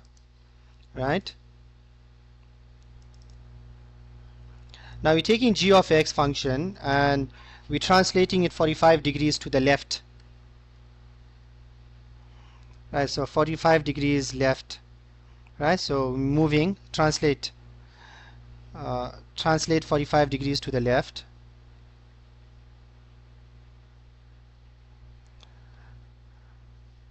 Right, so what happens when you translate 45 degrees to the left?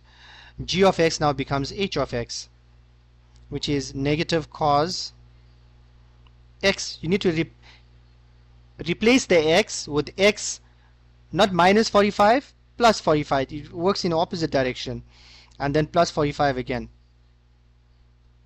Alright, so now we have negative cos 45 plus 45 is 90 plus x. Now 90 plus x, let's leave the negative as is. Now cos in the second quadrant is negative. Cos changes to sine because of 90 co-ratio. Right, so what's my final answer? It is just sine x. Right, I hope you guys understood that, because this was just basic reduction. So what is your h of x function? In its simplest form, h of x is just basically equal to sine x. And you know, if you move this graph 45 degrees to the left, it's going to go through 0 and then it becomes a sine graph. Right, you could have thought about that by translating this 45 degrees to the left. So that becomes goes at 0, and you're going to have 0 to, yeah, so that will become your sine graph. I hope you understood that, guys. Alright, so now moving on to the next question. Question number 7. We have a 3D problem. Now how do we solve this 3D problem? It looks like a famous problem from past papers as well, right? Even in the textbook I've seen this problem. Let's see if we can solve this together with the understanding, of course. Right, let's see what information we have here. Right, so the information we have here is, in the diagram, STK lie in the same horizontal plane. Right, RS is a vertical tower. Right, RS is a vertical tower, so 90 90. The angle of depression from R to K is beta. Now when they say angle of depression from R to K is beta, take an alternate. Right, take an alternate and make this beta as well. Right, so that's the entire idea of giving angle of depression. TSK is alpha, TS is equal to P. I just want to check if all the information is on the diagram. P, and the area of STK, the horizontal plane, is Q. The area is Q. So we have the area.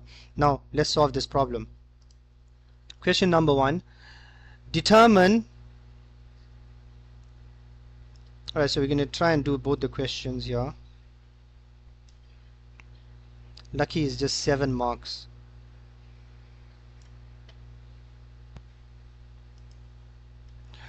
Right, so we want to solve both the problems here. Right, so let's see. Now we're going to work with the triangle that has the most amount of information. We're going to find SK. Right, we want to find SK over here in terms of P, Q, and alpha. In terms of P, Q, and alpha, yes, that's alpha here. Yes, we can find that because remember what's area rule. Area is equal to half TS SK sine of alpha, right? The area is given as Q, is basically half AB sine C, things like that, right? So see, you take this length, multiply the two sides and take the angle. So you multiply the two legs and take sine of the angle in between, right? So multiply the two arms and take sine of the angle in between. So half, what is TS? TS is P, right? SK is SK, that's what we need to solve. And sine alpha is sine alpha, right? And now 2 times Q, so we got 2Q. 2 times, we multiply both sides by 2 and then divide by P sine alpha over P sine alpha. That's what SK is. So what is SK? 2Q over P sine alpha. Remember, we multiply both sides by 2 first and then we divide it by P sine alpha. That's how we got this. Now let's find RS. Show that RS. Where's RS? RS is here. RS is easy because we took an alternate angle, right? And we got, we're going to say opposite adjacent. So we're going to use tan. So we're going to say tan beta. We're going to say tan beta is equal to RS. Was that R on top? Yes, that's RS over SK. We're going to say RS over SK. Now we want to find RS, so we're going to cross multiply. So SK tan beta is equal to RS. Okay. Now what is SK? We have this on top, which is 2Q over P sine alpha times tan beta. So did we get the answer? 2Q tan beta over P sine alpha. Yes, we did. This implies, right? That's the answer we have. Right, so I hope you guys are understanding. Next question.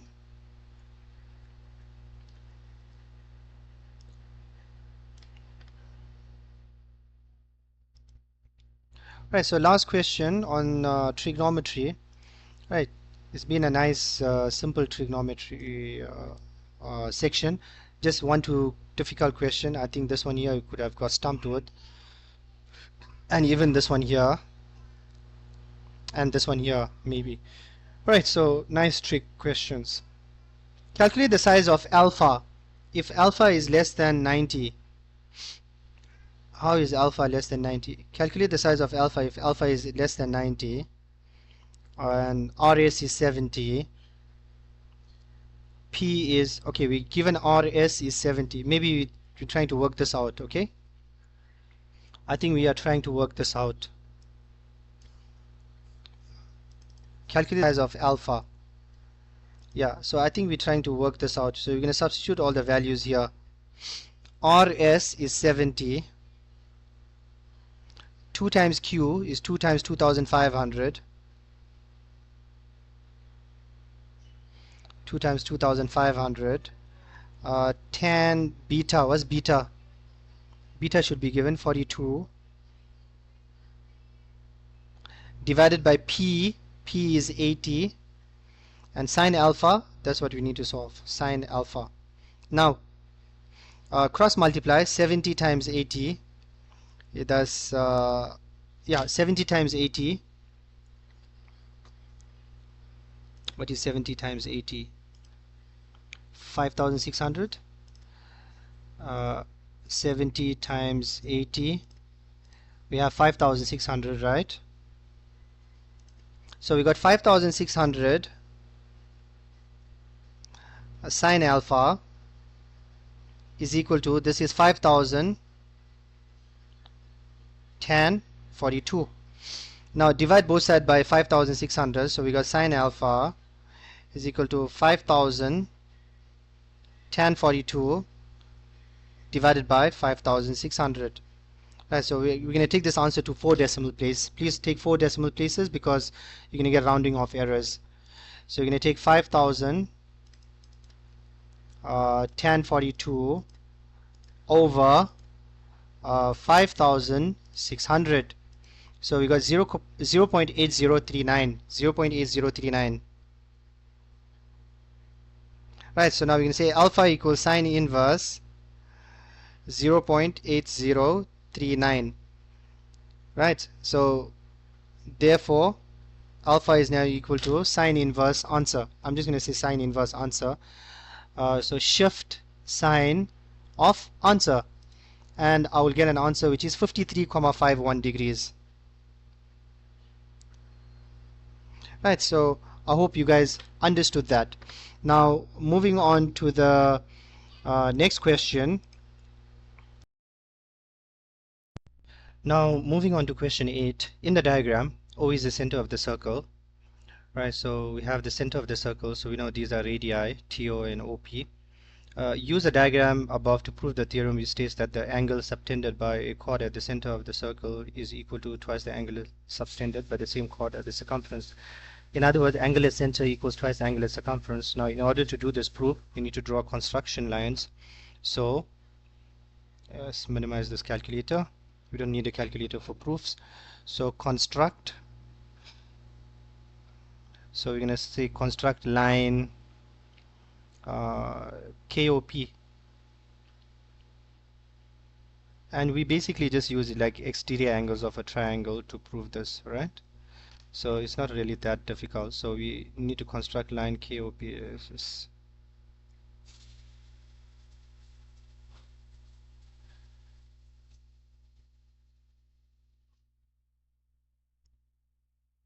Right, so we're going to say construct line KOP.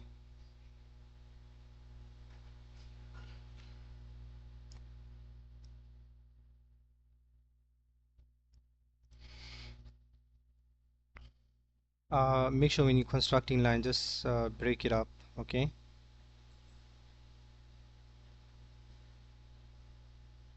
Those are construction lines. Don't say KOP, use another variable because we have P there already. PQ, let's see, TKP, let's call it KOA. Right, so we're going to say construct construct line KOA pass. Okay, because we're saying KOA is basically passing through the center already, so the proof, right? So we're going to say let, remember to mark off the radii now, right? So we're going to write down let angle and label K1, K2, O1, O2.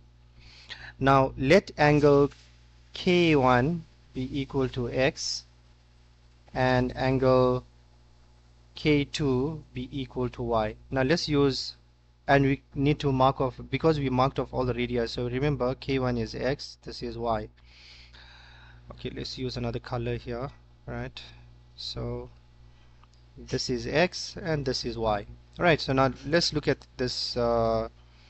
We also need to mark, because we marked off all the radii, we can say KO is equal to OT. KO is equal to OT. KO is equal to OT equals OP. Right, that's radii. Right, so they are equal. Next thing, since we marked them off, we have isosceles triangle here, so we're going to say let so angle T is now X. Angle T is equal to angle K1, right, is equal to X. Reason, angles opposite equal sides, right? And we have angle O1, which is an exterior angle of a triangle, so we can now say angle O1 is equal to 2x exterior angles of triangle. Exterior angles of triangle, let's see, KTO, right? Similarly, we're going to say angle P is equal to angle K2 is equal to Y, because angles opposite equal sides. Don't say isosceles triangle because you have to use you know, standard reasoning as set out by the government, as set out by the Department of Education, right?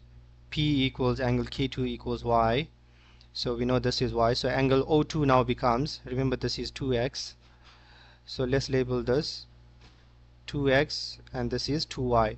That's also exterior angles of triangle, so KPO, so angle O2 now becomes 2y, exterior angles of triangle KPO. So now what do we have? This implies we have angle TOP. Remember, TOP. This implies, okay, don't write this implies now. Remember, angle K1 plus K2 is x plus y. So angle TOP is basically x plus y. Why? TOP. The angle should be that. Angle TOP, not TOP, sorry, TKP. That should be a K.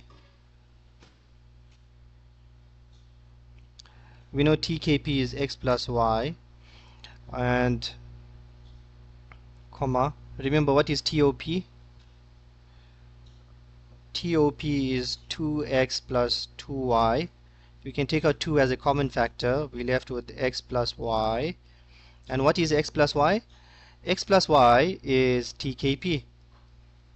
2 into TKP. So now we know that, have we proved it? TOP is equal to 2 TKP. TOP equals to TKP, and that's how you prove it. Angle at center is equal to twice angle at circumference. Now, since we proved it, let's try to apply. I'm sure there's an application problem. 8.2. In the diagram, O is the center of the circle and ABCD is a cyclic quadrilateral. Now, what do we know about the properties of cyclic quadrilateral? That the opposite angles are supplementary. Well, we don't have an exterior angle, but you know if there's an exterior angle of a cyclic quad is equal to interior opposite angle. So O is the center of the circle. So since O is the center of the circle, ABCD is a cyclic quadrilateral, OB and OD are drawn. Now that's all information we have. Now what we can say is angle O1 is equal to 4x plus 100. Angle O1 is 4x plus 100. So obviously angle A is half of this, so that will be 2x plus 50. Right, because I divided this entire thing by 2. Calculate, and angle C is x plus 34. We know that the opposite angles are supplementary, so x plus 34 goes here. Calculate, easy peasy problem. So what we can say is angle A is equal to 4x plus 100 divided by 2, which is 2x plus 50 degrees. Let's neaten this up. Should be 2x plus 50, right? And the reason is angle at center equals 2 times angle at circumference.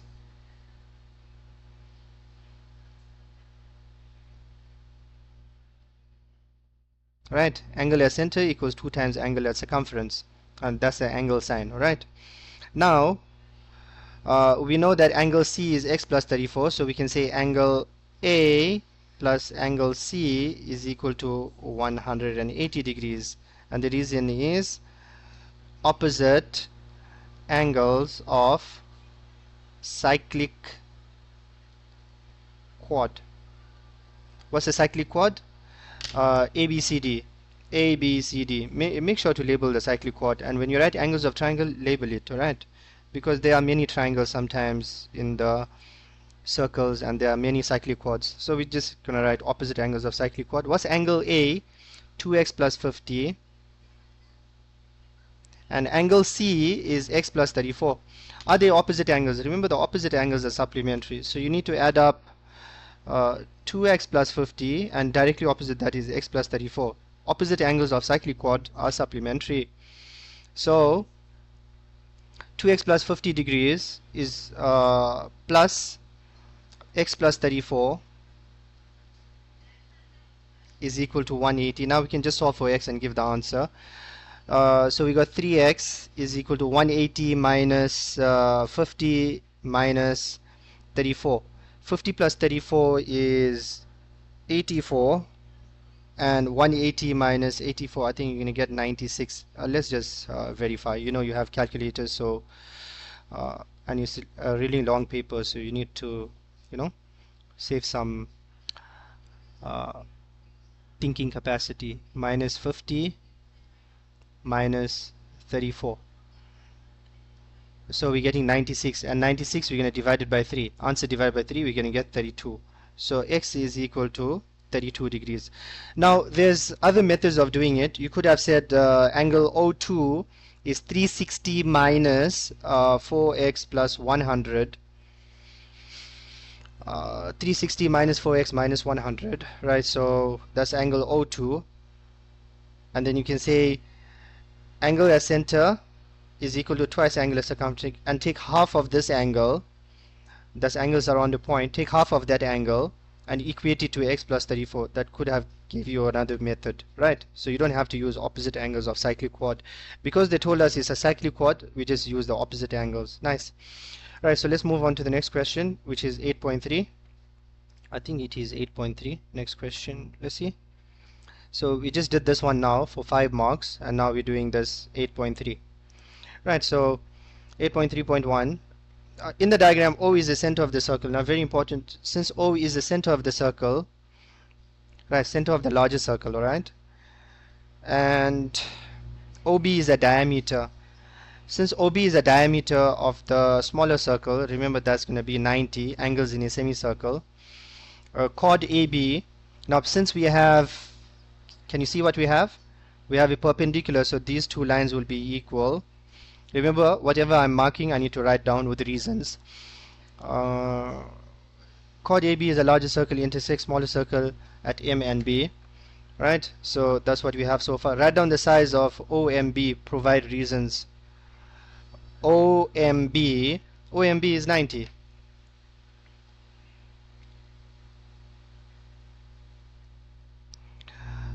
Angles in a semicircle, right? Angle in a semicircle. Why angles? Just angle in a semicircle. Alright? And then if AB is equal to 300.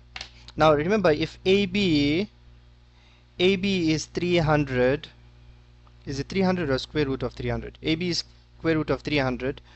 Remember, the square root of 300 we can simplify as, what's the square root of 300?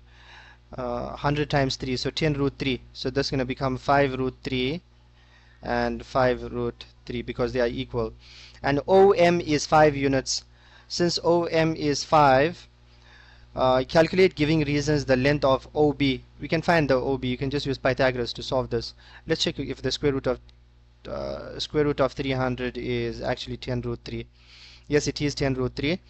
So quite simple problem. Let me just do it here in the side, 8.3.2. Right? So I'm doing 8.3.2 here whilst it's marked 8.3.2. So first I need to say AM is equal to MB. AM is equal to MB. Why are we saying that? Line from center perpendicular to chord. Right, now we've got, and that's equal to square root of 300 divided by 2. So that's basically 5 root 3. Now we're going to use Pythagoras to calculate OB. So OB is now equal to square root of what?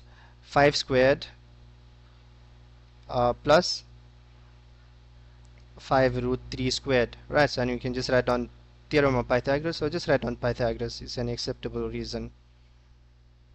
Alright, Pythagoras theorem. And now we can just calculate the length of OB using the calculator. I'm just going to use a calculator, right? So you're going to say square root of 5 squared is 25 plus 5 squared is 25 times 3 is 75. Ah, it was easy. It was just square root of 100, which is 10 units. Is it 10 units? Yeah, because they said is in units, so the answer is 10 units. I hope you guys understood this. So this question is done above, right? So moving on to the next question, which is question number 9. Now we have a nice problem with what you call this, I'm sure it's prop theorem, proportionality theorem, because we have parallel lines within a triangle, right? So let's take this figure, and it's 9 marks altogether, so it's 3 3 3. Let's read the story. In the diagram, ABCD is a parallelogram. We have ABCD is a parallelogram. Now you must remember, in a parallelogram the opposite sides are equal, and don't forget to extend this parallel line here as well. This is going to be beneficial. So you have a prop theorem here with AB being equal to 14. Remember, AB is 14, so this is 14, and this entire distance is also 14. AD is produced to E such that AD to DE is 4:3. AD to DE, AD to DE is 4:3. So don't write 4:3, write 4x is to 3x. So because this side AD is 4x, we're going to write down 4x here as well. Now because we have a parallel line, remember DF is parallel to AB, this side will also be proportion to this side. EB intersect DC and F, and EB is 21. What is EB? E to B is 21. The entire distance is 21. So quite simple to solve that, right? So let's see how we can solve it. Calculate with the reasons the length of FB.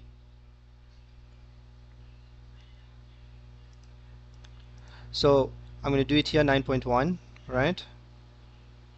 So what we're going to write is, we want FB, right? So you're going to say FB over EF. Why should we say EF? Don't say EF. Say the entire distance, because this, remember, this entire distance is given. This entire distance is given, right? So and that entire distance was 21, right? So say FB over, see how we're going? FB over BE. Now since we said FB over BE, follow the same path. Say DA over AE, and the reason is prop theorem, comma, make sure to write down the pair of parallel lines. DF is parallel to AB. DF is parallel to AB. Perfect. Now we can solve. We can take BE across. BE is 21, so we're going to take, what is DA over, so FB is now equal to, remember we're taking BE across. If you take BE across, it is 21, right, multiplied by DA. What is DA? DA is 4x. Remember, 4x over 7x, x's will cancel out, so you're going to get 4 over 7. 21 and 7 cancels out 3 times and 1 times, so you got 3 times 4, which is 12 units, right? So we got 12 units. So FB is 12 units, so obviously EF will be 9 units. So can you see it's in the same ratio, 9 is to 12, in other words 3 is to 4, right? So we know that answer is correct, so 9.1 is done there. Moving on to the next question, 9.2.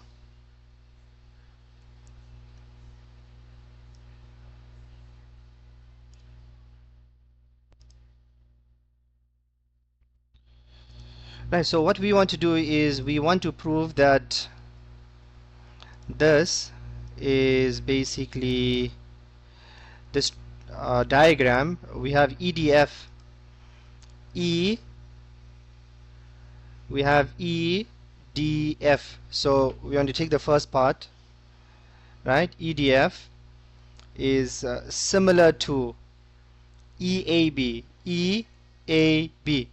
It is similar, right? Because you see, you have corresponding angles. See, you have corresponding angles EAB, and we have corresponding angles here as well, because we have parallel lines. Remember, it was a parallelogram they told us, right? So 1 2, so easy, corresponding angles, and angle E is common, and we're done with the similarity proof. So you can say in triangle EDF and triangle EAB, right? So write it down neatly, right? Neat proofs are, make sure, yeah, neat proofs are always good, because that tells the examiner that you know you understand it like really well, right? So number one, we can say angle,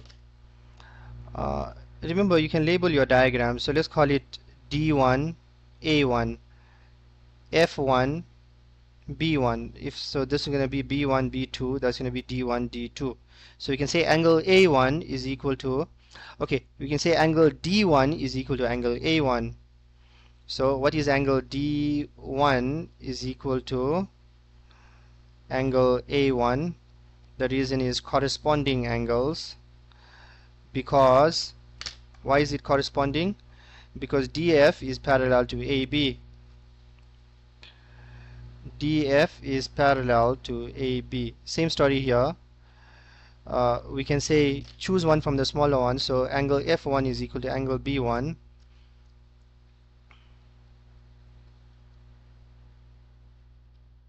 Again, corresponding angles, because DF is parallel to AB. What's corresponding angles? You see an F, right? So I can see an F here, right? And below the line, that's corresponding, or above the line, above the parallel line, corresponding. And angle E is common. Third one is angle E is common, right? So this implies, therefore, triangle EDF is now similar to triangle EAB. EDF and EAB, they are similar, right? So, and the reason is, make sure to write the reason, which is angle, angle, angle. Last problem.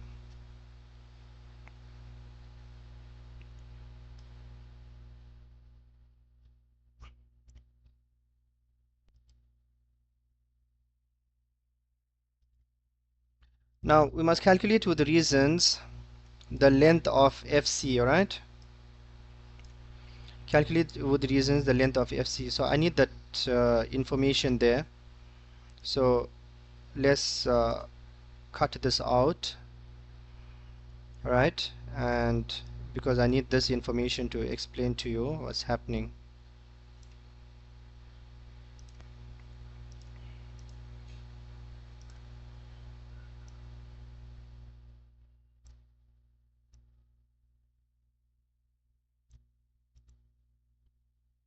Let's take this again. Alright, that's much better. Now let's explain this, because we probably need to use the similar triangles as well, the information from the similar triangles, right? Because to calculate the length of FC, we might need to use similar triangles as well, right? Remember, this side was 14. Yeah, I think you have to use the similar triangles, because remember, we're going to use DF, and this entire length is 14. If we can find DF, then we are sorted, right? So remember, if we find DF, do we have EF? EF, yes, we have EF. So you can say DF over EF. Yeah, we can say DF over EF from the similar triangles, and we can say similarly AB over EB.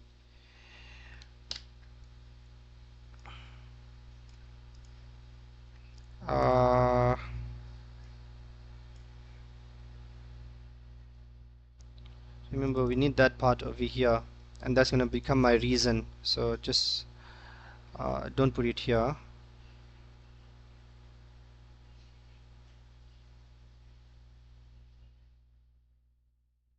And once we find df, we're just going to take 14 minus that. Alright, so let's see if we have EB. Yes, we have EB. And do we have AB? AB, yes we do. Right, so problem solved. We can say df over EF, df over EF is equal to AB over EB. And your reason is similar triangles, right? Or you can write this entire thing as a reason here, right? Now remember, this is just my calculation, so I'm trying to figure this out. Now let's take everything over. Let's take the EF over. So we got df is equal to EF times what's AB over times AB over EB. So df, I mean, now we need to substitute values, obviously. What is EF? EF is 9. How did we get 9? That's 21 minus 12, so that's 9. AB is 14, and EB was the entire distance from there to there, which is 21. And 14 over 21 is 2/3, so I think you should get 6. Let's check. So we got 9 times 14 over 21, because I just cancelled this out, right? 9 and 21 I cancel. Sorry, I cancelled out the 9 and the 3, because that's 2/3, and 3 times 2 is 6. Okay, so we got 6 units. Now df is 6 units, so now you need to say that DC is equal to, make sure you write reason, DC is now equal to AB, which is equal to 14. Opposite sides of palm, what's the palm? ABCD. Alright, this implies FC is now equal to 14 minus 6, because this entire distance is 14, and remember this is 6, so 14 minus 6 is going to give you 8, so which is 8 units. I hope you guys understood that. Alright, so very nice problem. Now moving on to the next question, question number 10. In the diagram, PQRS is a cyclic quadrilateral. PQRS is a cyclic quadrilateral such that PQ equals PR. So we need to mark off PQ equals PR. That's nice, because now we have what you call, we have an isosceles triangle, right? So PQ equals PR. So remember, if we put an X here, then that will become X, right? So let's just hold on with that. So we know PQ equals PR, and PQRS is a cyclic quadrilateral. The tangents to the circle through P and R, so those are tangents. So we know tangents from common point, that should be equal as well, right? I don't think we should be marking it like that. We should be marking it at C and B. So we know they are equal.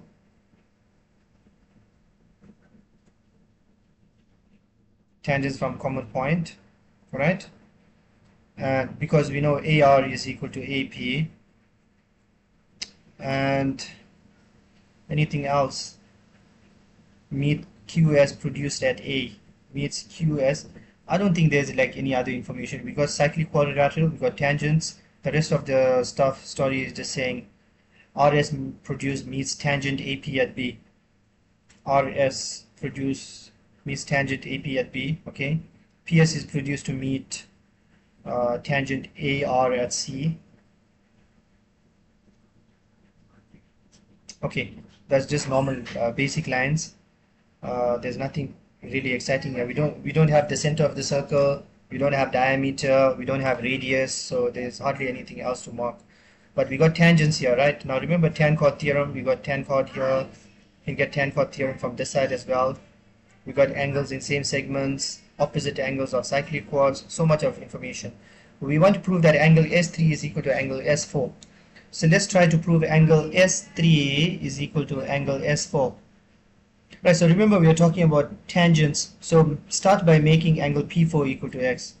So 10.1, let angle P4 be equal to X. Now if angle P4 is X, we can say angle S4 is also equal to X.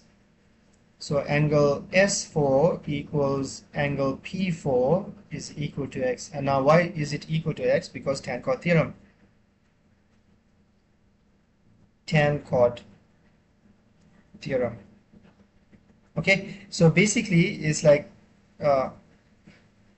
angle from tangent to chord must be just directly opposite the chord, but the angle must be on the circumference. Now using this information we can also say that that's equal to angle R3 because angles in same segment, so that's also equal to X. So now we can say angle R3 is equal to angle S4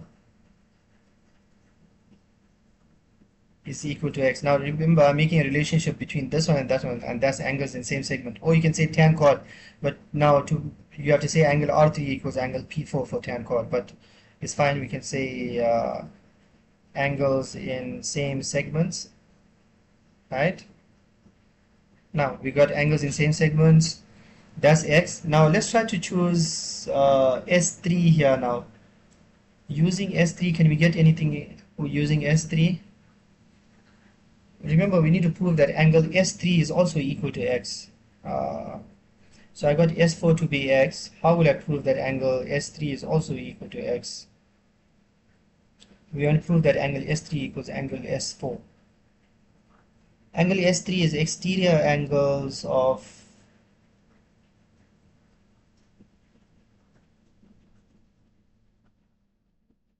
a cyclic chord. That's tan chord, and that's also tan chord. That's X, and this is X. All right. We have X here, we have X there.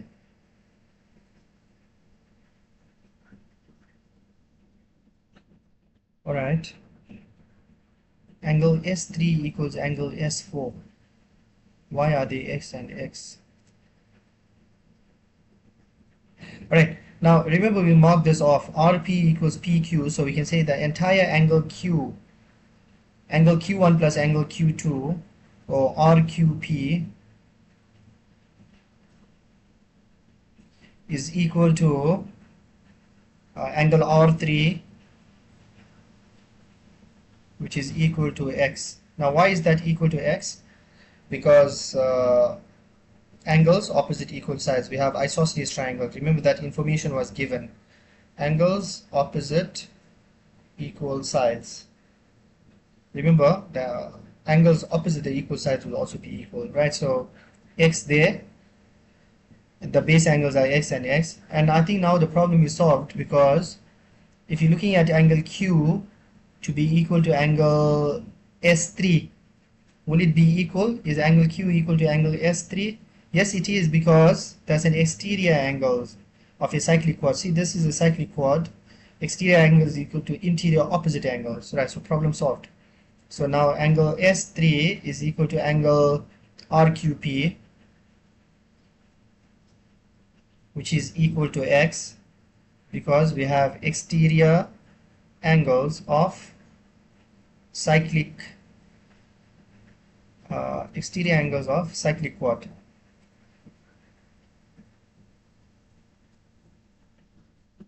Right, exterior angles of cyclic chord.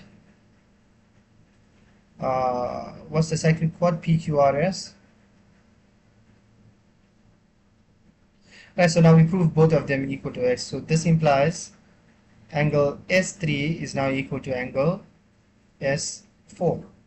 Right, so purely grade 11 geometry problem so far. Right, we don't have any grade 12 geometry, as it's basics of grade 11. Right, moving on to the next question. We want to prove that SMRC is a cyclic quadrilateral. Right, so SMRC. Right, so I need this diagram again with all the information that I have here.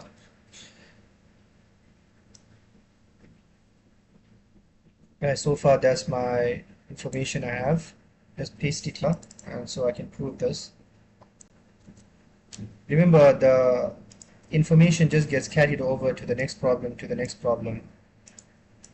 Right, so what we want to prove here is SMRC is a cyclic quadrilateral.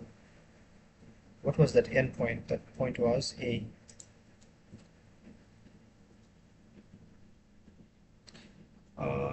S, M, we have S, M, R, C. Okay. So is this one over here, right?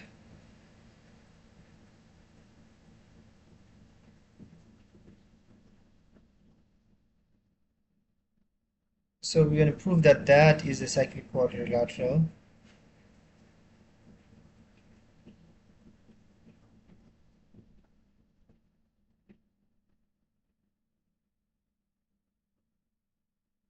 And so in order to prove that this is a cyclic quadrilateral, we need to prove that the opposite angles are, okay, let me draw a, let's put a, okay, that's fine. Should put a highlighter rather like this. Yeah, let's highlight this. Yeah, okay.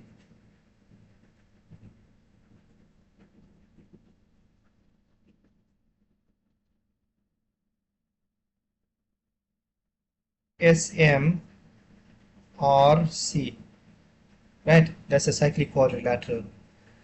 Uh, in order to prove that that is a cyclic quadrilateral, we need to prove that the opposite angles are supplementary somehow. Or, alright, so let's see what we have. We can find angle, to prove that this is a cyclic quadrilateral, we can work with angle M4. Yeah, we can work with the angle M4. So if we work with the angle M4, can we find angle M4? That's the thing. Let's see. How can we find angle M4? Should we work with the angle M4 or should we work with the angle, another angle? We need to get the angle M4 is an exterior. No, this entire angle is X here. What's angle P3? 180 minus 2x. Will that help us? No.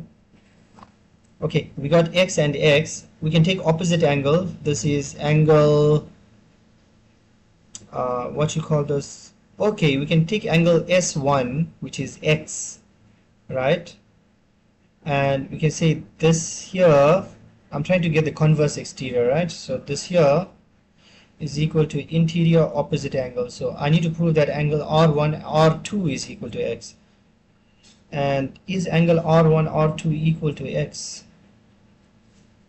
Is angle R1 and R2 equal to X?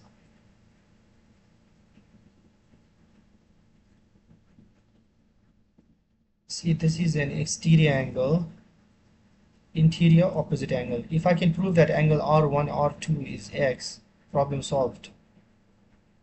Right? That's what I need.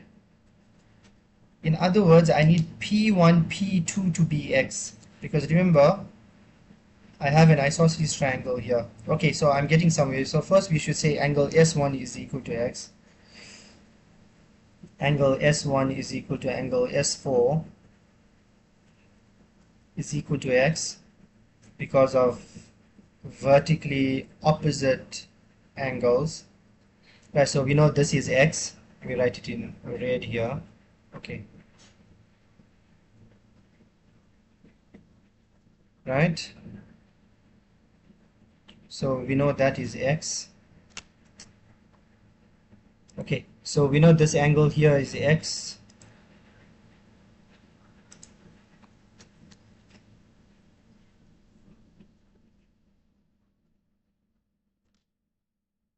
I'm trying to get R1, R2 to be equal to X. How?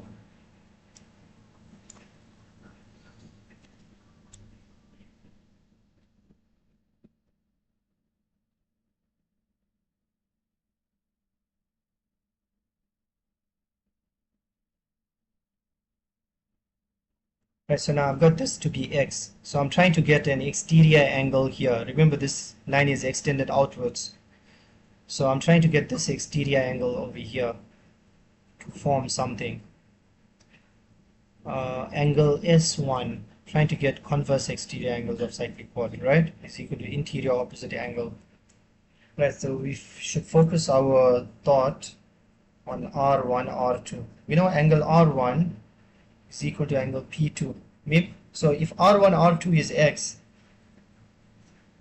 remember P1, P2 is also X. Now can I get P1, P2 to be X? Angle P1 is equal to angle Q2. All I know is angle P1 is equal to angle Q2, and angle P1 is equal to angle R2, right? Because of tan chord. Angle P1 is equal to angle R2, and angle R1 is equal to angle Q1. Angle R1 is equal to angle Q1. Angle P1 is equal to angle Q2. So that just basically proves that P1 R1 is okay. Yeah, guys, we gotta think here. I have to prove that angle R1 R2 is equal to X. We got angles in the same segment. Opposite angle of cyclic quad. So this is 180 minus C5 and 4. 180 minus 2x. So can I say that this angle is 180 minus x? Angle Q1, Q2, if I go opposite. Okay, if I use a straight line here, this is a straight line, so angle Q5, sorry, angle S5 is 180 minus 2x. Will that help me? If this is 180 minus 2x, this angle is 180 minus 2x, and if I try to use, no, I keep on getting blocked off with this triangle here. Okay, so this angle is also 180 minus 2x. This angle is also 180 minus 2x, 180 minus 2x, because angles in same segment.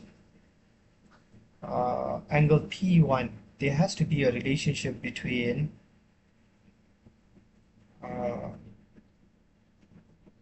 is there another exterior angle of a cyclic quad? I can only see one exterior angle of a cyclic quad, which is here, and I've used that information. Since I have used that information, right, interesting problem. We have to figure out SMRC is a cyclic quadrilateral. SMRC is a cyclic quadrilateral. Right, so I've got 180 minus 2x here for P3, and this one here. Okay, 180 minus 2x, right, and I've got 180 minus 2x over here as well. Right, so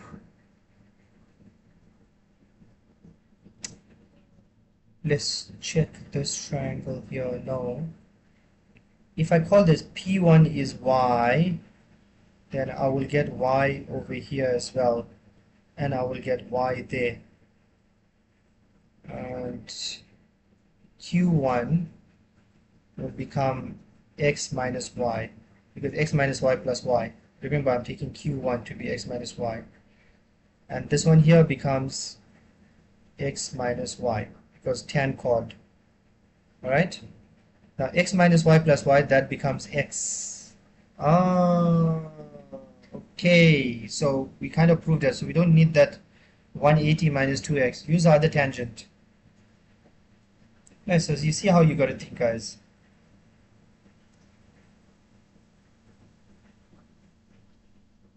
Right, so I don't even need that information. So I use the other tangent, P1. So let's say, let angle P1 be equal to y. Right, so I made angle P1 equal to y. So now I'm going to say angle P1 is equal to angle Q2. Angle Q2 is equal to angle P1 is equal to y. Angles, tan chord theorem. That's tan chord theorem.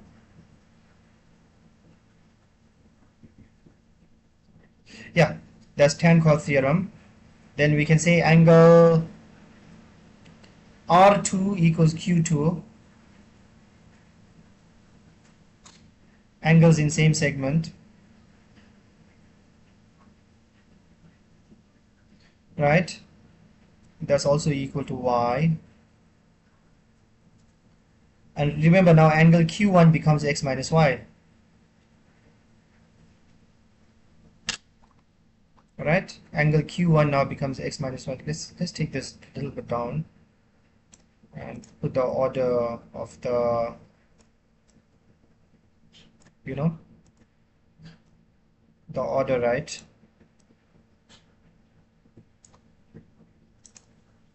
So because I found angle Q2, I can find angle Q1.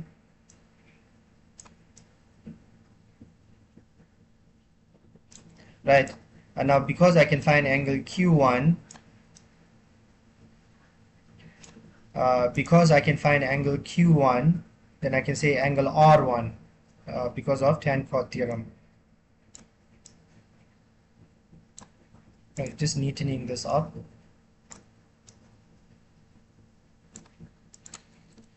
Right, so angle Q1 is equal to angle R1, which is equal to x minus y. Why? Because tan chord theorem. And now you can say angle R2 equals angle Q2, which is equal to y, angles in the same segment. Now you got y plus x minus y. So what's angle R1 plus angle R2? Angle R1 plus angle R2 is now equal to x, sum of angles, x minus y plus y. Right, so now remember angle S1 is equal to x, right? So this implies, so what did we prove? We proved that angle CRM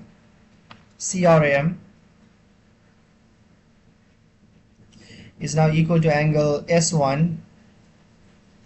Okay, we proved that, and both of them are x, and that implies, this implies that it is a cyclic quad. This implies that SMRC is a cyclic quad,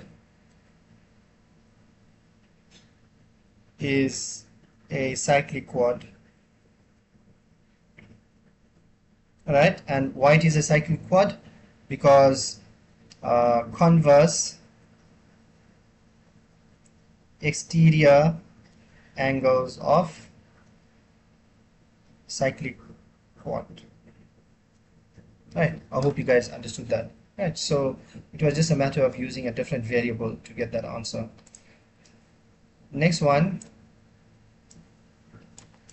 Right, so far my diagram is developed till here, right? And I need to take all this information out because I've got lots and lots of information here. And then last question is 6 marks.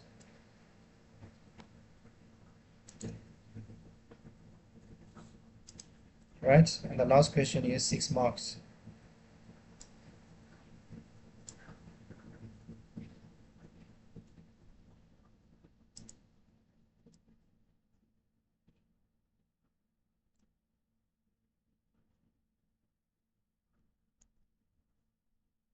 Right, so let's put the diagram, the development so far. Right, so I just need to take out all this here now.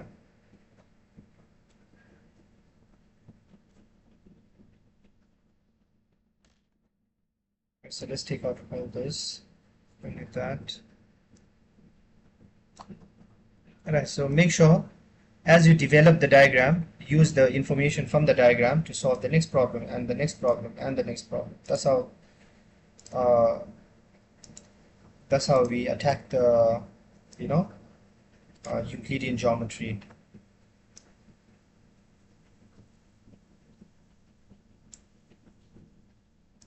Right, so last problem, prove that RP is a tangent to the circle passing through PS, A and P. PS and A at P. PS and A at P. At P. Where is P? We want to PSA. We have PSA. RP is a tangent. Where's RP? RP is a tangent passing through P, S, and A. Alright, so we're looking for this part is a tangent, alright? So it's passing through this circle over here, P, S, and A. Right, so I'm going to put another circle there. Let me use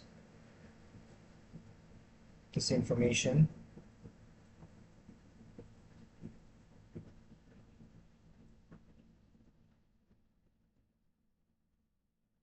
No, it should not be like that.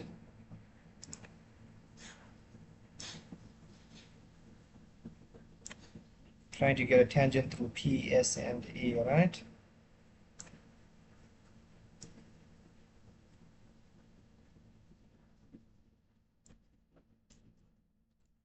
Let me just draw it freehand. Remember, it's going to go through here, there, and that's the tangent, right? That's a tangent we have here. RP is a tangent through at P, passing through P, S, and A. Right, so basically we need to go now and prove that angle P2, we need to go now and prove that angle P2, if you can prove this, angle P2, if you can prove that angle P2 is equal to, remember to prove that angle P2 is equal to angle, this one, angle P2 is equal to angle A2. Yes, let's prove that angle P2 is equal to angle A2. Right, so how we're going to solve that is, can we find angle P2? Yes, we can find angle P2 because we know angle P3 is 180 minus 2x, right? From this information from the triangle. So we know angle P3 is equal to 180 minus 2x. Right, so we got angle P3, which is 180 minus 2x. 180 minus 2x. Reason, sum of angles of triangles, sum of angles of triangle, sum of angles of which triangle? RPQ. Okay, so now we can find angle P2 because we have angles on a straight line. Oh, there was no need to do that because remember you found angle Q1, which is x minus y. So there's no need to do that. You see, we didn't find angles in same segment. So you can find angle P3. Look at RS. So you can say angle Q1 equals angle P2. Right? Angle Q1 equals angle P2. So basically we're finding angle P2, so let's write that down, right?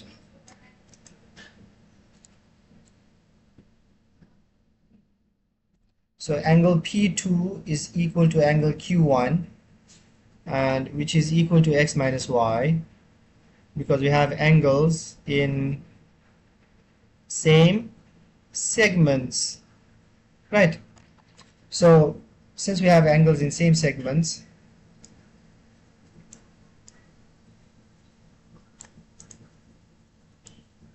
I'm sure we can continue now, right? So we got angle P2 to be perfect. We got angle P2 to be x minus y. Now prove that angle A2 is also x minus y. Now how are you going to prove that angle A2 is also x minus y? There's so much of information here. Angle A2 is also x minus y.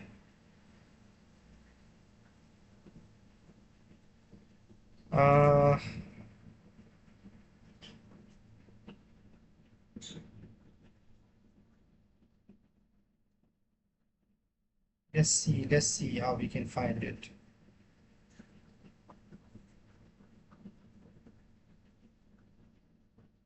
Okay, so we got angle 5 here. I'm just checking. Remember, we can get angles on a straight line. We can get angle S.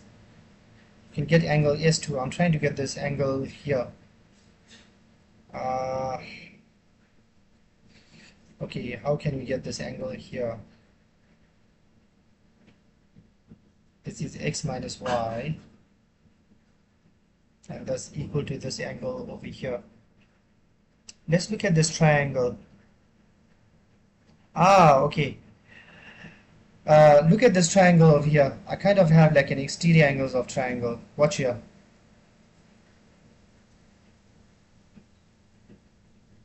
Observe this triangle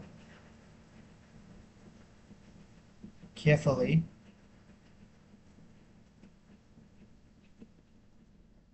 So remember, we said angle P1 is y. So angle P1 plus angle A2 is equal to angle S4.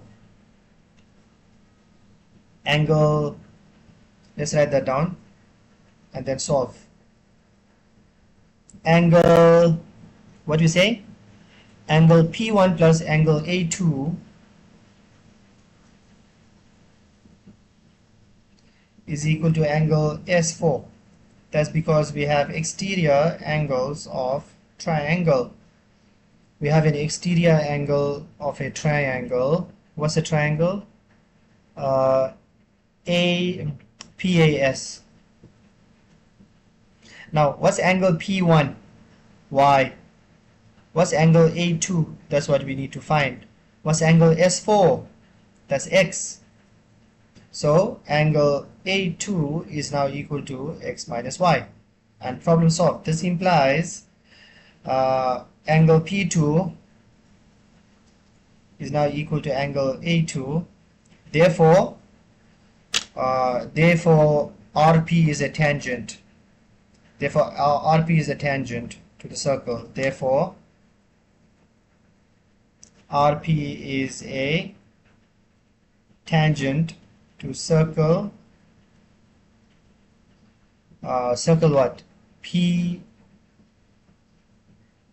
PAS at P. And the reason is converse tan chord theorem. Right. So I hope you guys understood that. Remember, guys, I've posted papers on Mathematics Paper 1, November 2023. There's also other past papers available, so don't forget to watch those videos as well. Don't forget to like and subscribe to my YouTube channel.